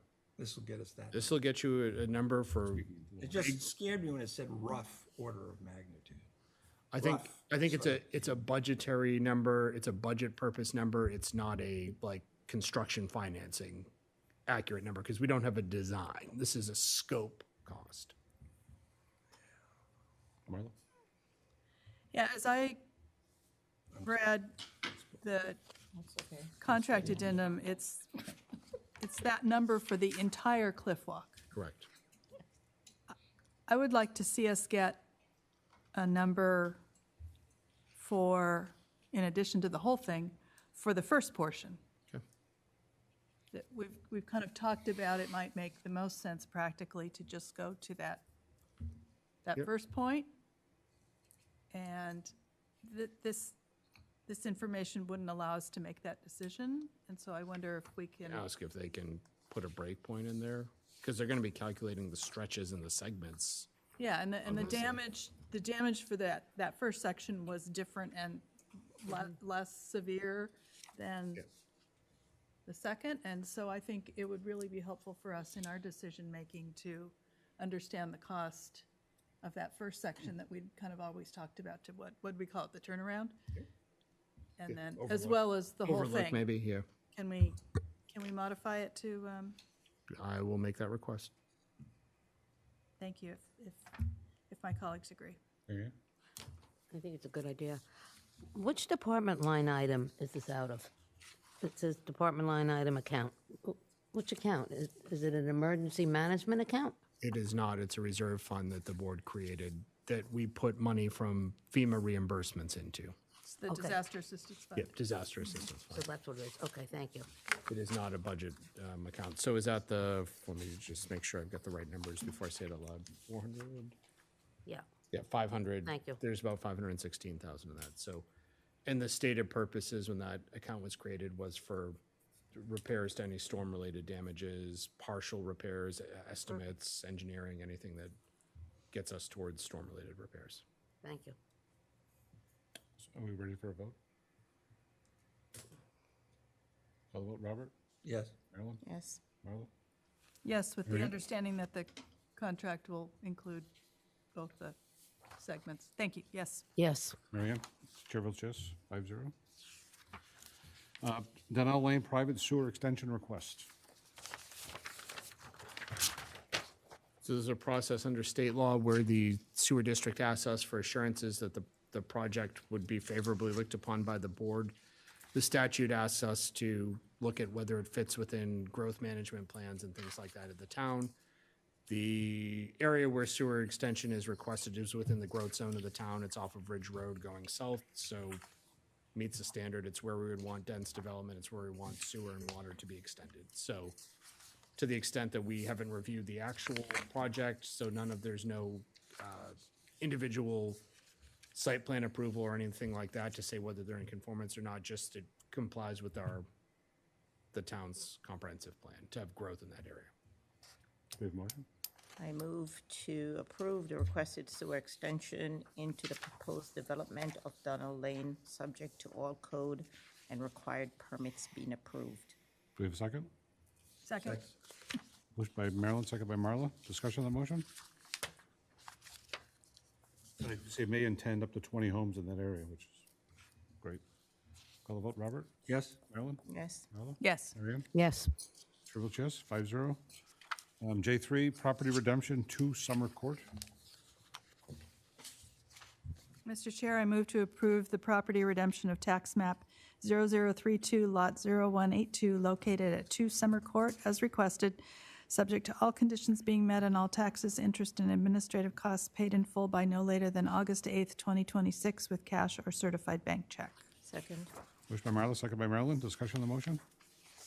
Call the vote, Robert? Yes. Marilyn? Yes. Marla? Yes. Marianne? Yes. Chair votes yes, 5-0. Board and committee actions, we have 2 resignations. I move to accept the resignation of Tom Spencer from the Committee for Veterans Affairs with regret. And I move to accept the resignation of Yvette Marr from the Recycling Committee with regret. Do we have a second? Second. Moved by Marilyn, second by Robert. Mr. Spencer's taking on a new role with Honor Flight Maine as the chair of that committee, and Yvette has moved out of town. Okay. I'll call the roll. Robert? Yes. Marilyn? Yes. Marla? Yes. Marianne? Yes. Chair votes yes, 5-0. Future agendas, and this is what we did on the radar up at the front. Yeah, do we, I think we're, anything come up that needs to be added to that since we had that discussion? Otherwise, We'll talk about it next time. yeah, I don't think so. Just let Marla and I know, and we'll do our best to build them in and try to keep it at 10 o'clock. Other business? Citizens Forum 2? Yes, sir.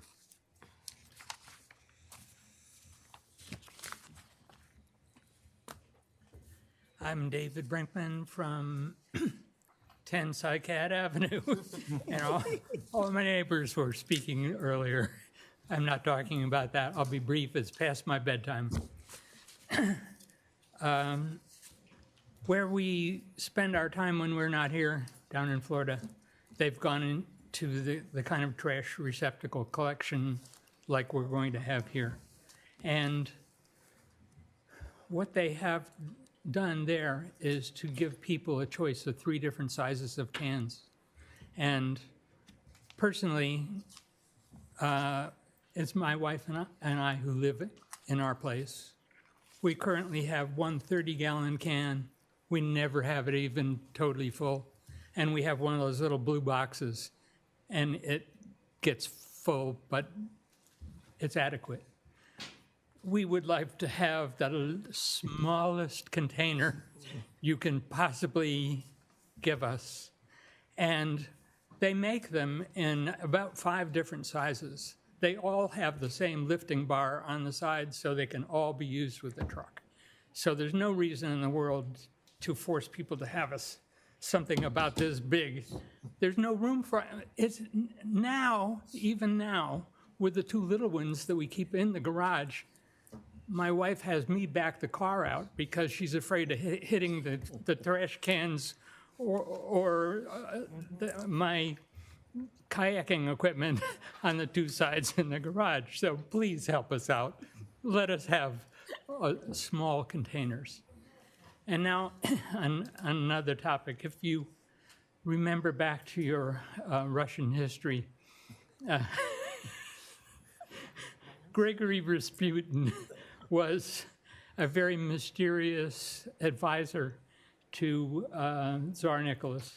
And he was so wacky that the noblemen wanted to do away with him. They hated the influence that he had on the Tsar. So they hit him over the head. They shot him. They dunked him in ice water and pushed him down. And they finally shot him in the head, and that did away with him. And the reason it comes up is when we left here last fall, the Blinn House was going to go away. And it was going to get sold. It was going to get knocked down. It was going to get taken apart. It was going to get burned up. It was going to get taken away for parts, and then it was going to get burned up. But it's still there. You've got a Gregory Rasputin on your hands. Do something with it. Change the name of the house. Thank you. Thank you. Anyone else for citizens forum? Yes, sir.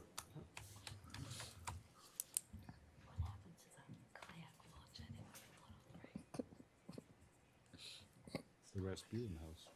The Rasputin house. That's really amazing. Charlie Black, 121 Old Post Road. And, first of all, I want to say, Mary Ann, thank you for bringing up the idea of restoring the crosswalk and keeping the gate open at Wiggly Bridge. That's been kind of a pet peeve of mine. As I mentioned, I've addressed this at a previous meeting, and it's great wishful thinking to have the thought that people are going to come and park and go all the way around and go to the Wiggly Bridge, but the fact is nobody does it. I've watched it. I've walked that many, many times, and I think we just need to, as Mary Ann said, just keep it open, keep it welcoming, restore the paint, make it a safe crossing, and just leave it the way it's been, and don't discourage people from coming, because people come from all over to visit the Wiggly Bridge, and when they park, they walk across the street. They don't go around. So thank you for doing that. I appreciate that. And the other thing is, obviously, people were freaking out the last day or so about the idea of the town spending money on this project up on the Nubble at Sawyer Park. We feel like we're getting hit from all sides with the village revitalization, the seawall, school consolidation, potentially a community center, and the hits just keep on coming. So to hear talk of $3 million being spent on the Nubble, and obviously the thing that people really freaked out the most about was the idea of putting in EV charging stations. And during the presentation tonight, the sentiment was expressed that we don't know where this idea of EV charging stations came from, or that's not part of the plan. Well, there was a link in one of the Facebook postings yesterday that took us to a site that seems to be a Town of York site, www.yorkmaine.org, with a secure lock next to it. And I have a screenshot, and underneath improved circulation and parking, it says improve pedestrian safety, improve car, bus, bicycle circulation, add EV charging stations. So this didn't just come out of nowhere. So it seems like either somebody's pretty clever in coming up with this fake website, or somebody's being disingenuous, because it seems like at one point that was part of the plan. Whether apparently it's not part of the plan now. I think that's great, because that seems like the last place in town where there should be an EV charging station. Thank you. Can't believe everything you see on Facebook, can you? Thank you. Anyone else, citizens forum? Motion to adjourn? So moved. Meeting adjourned at 10:32.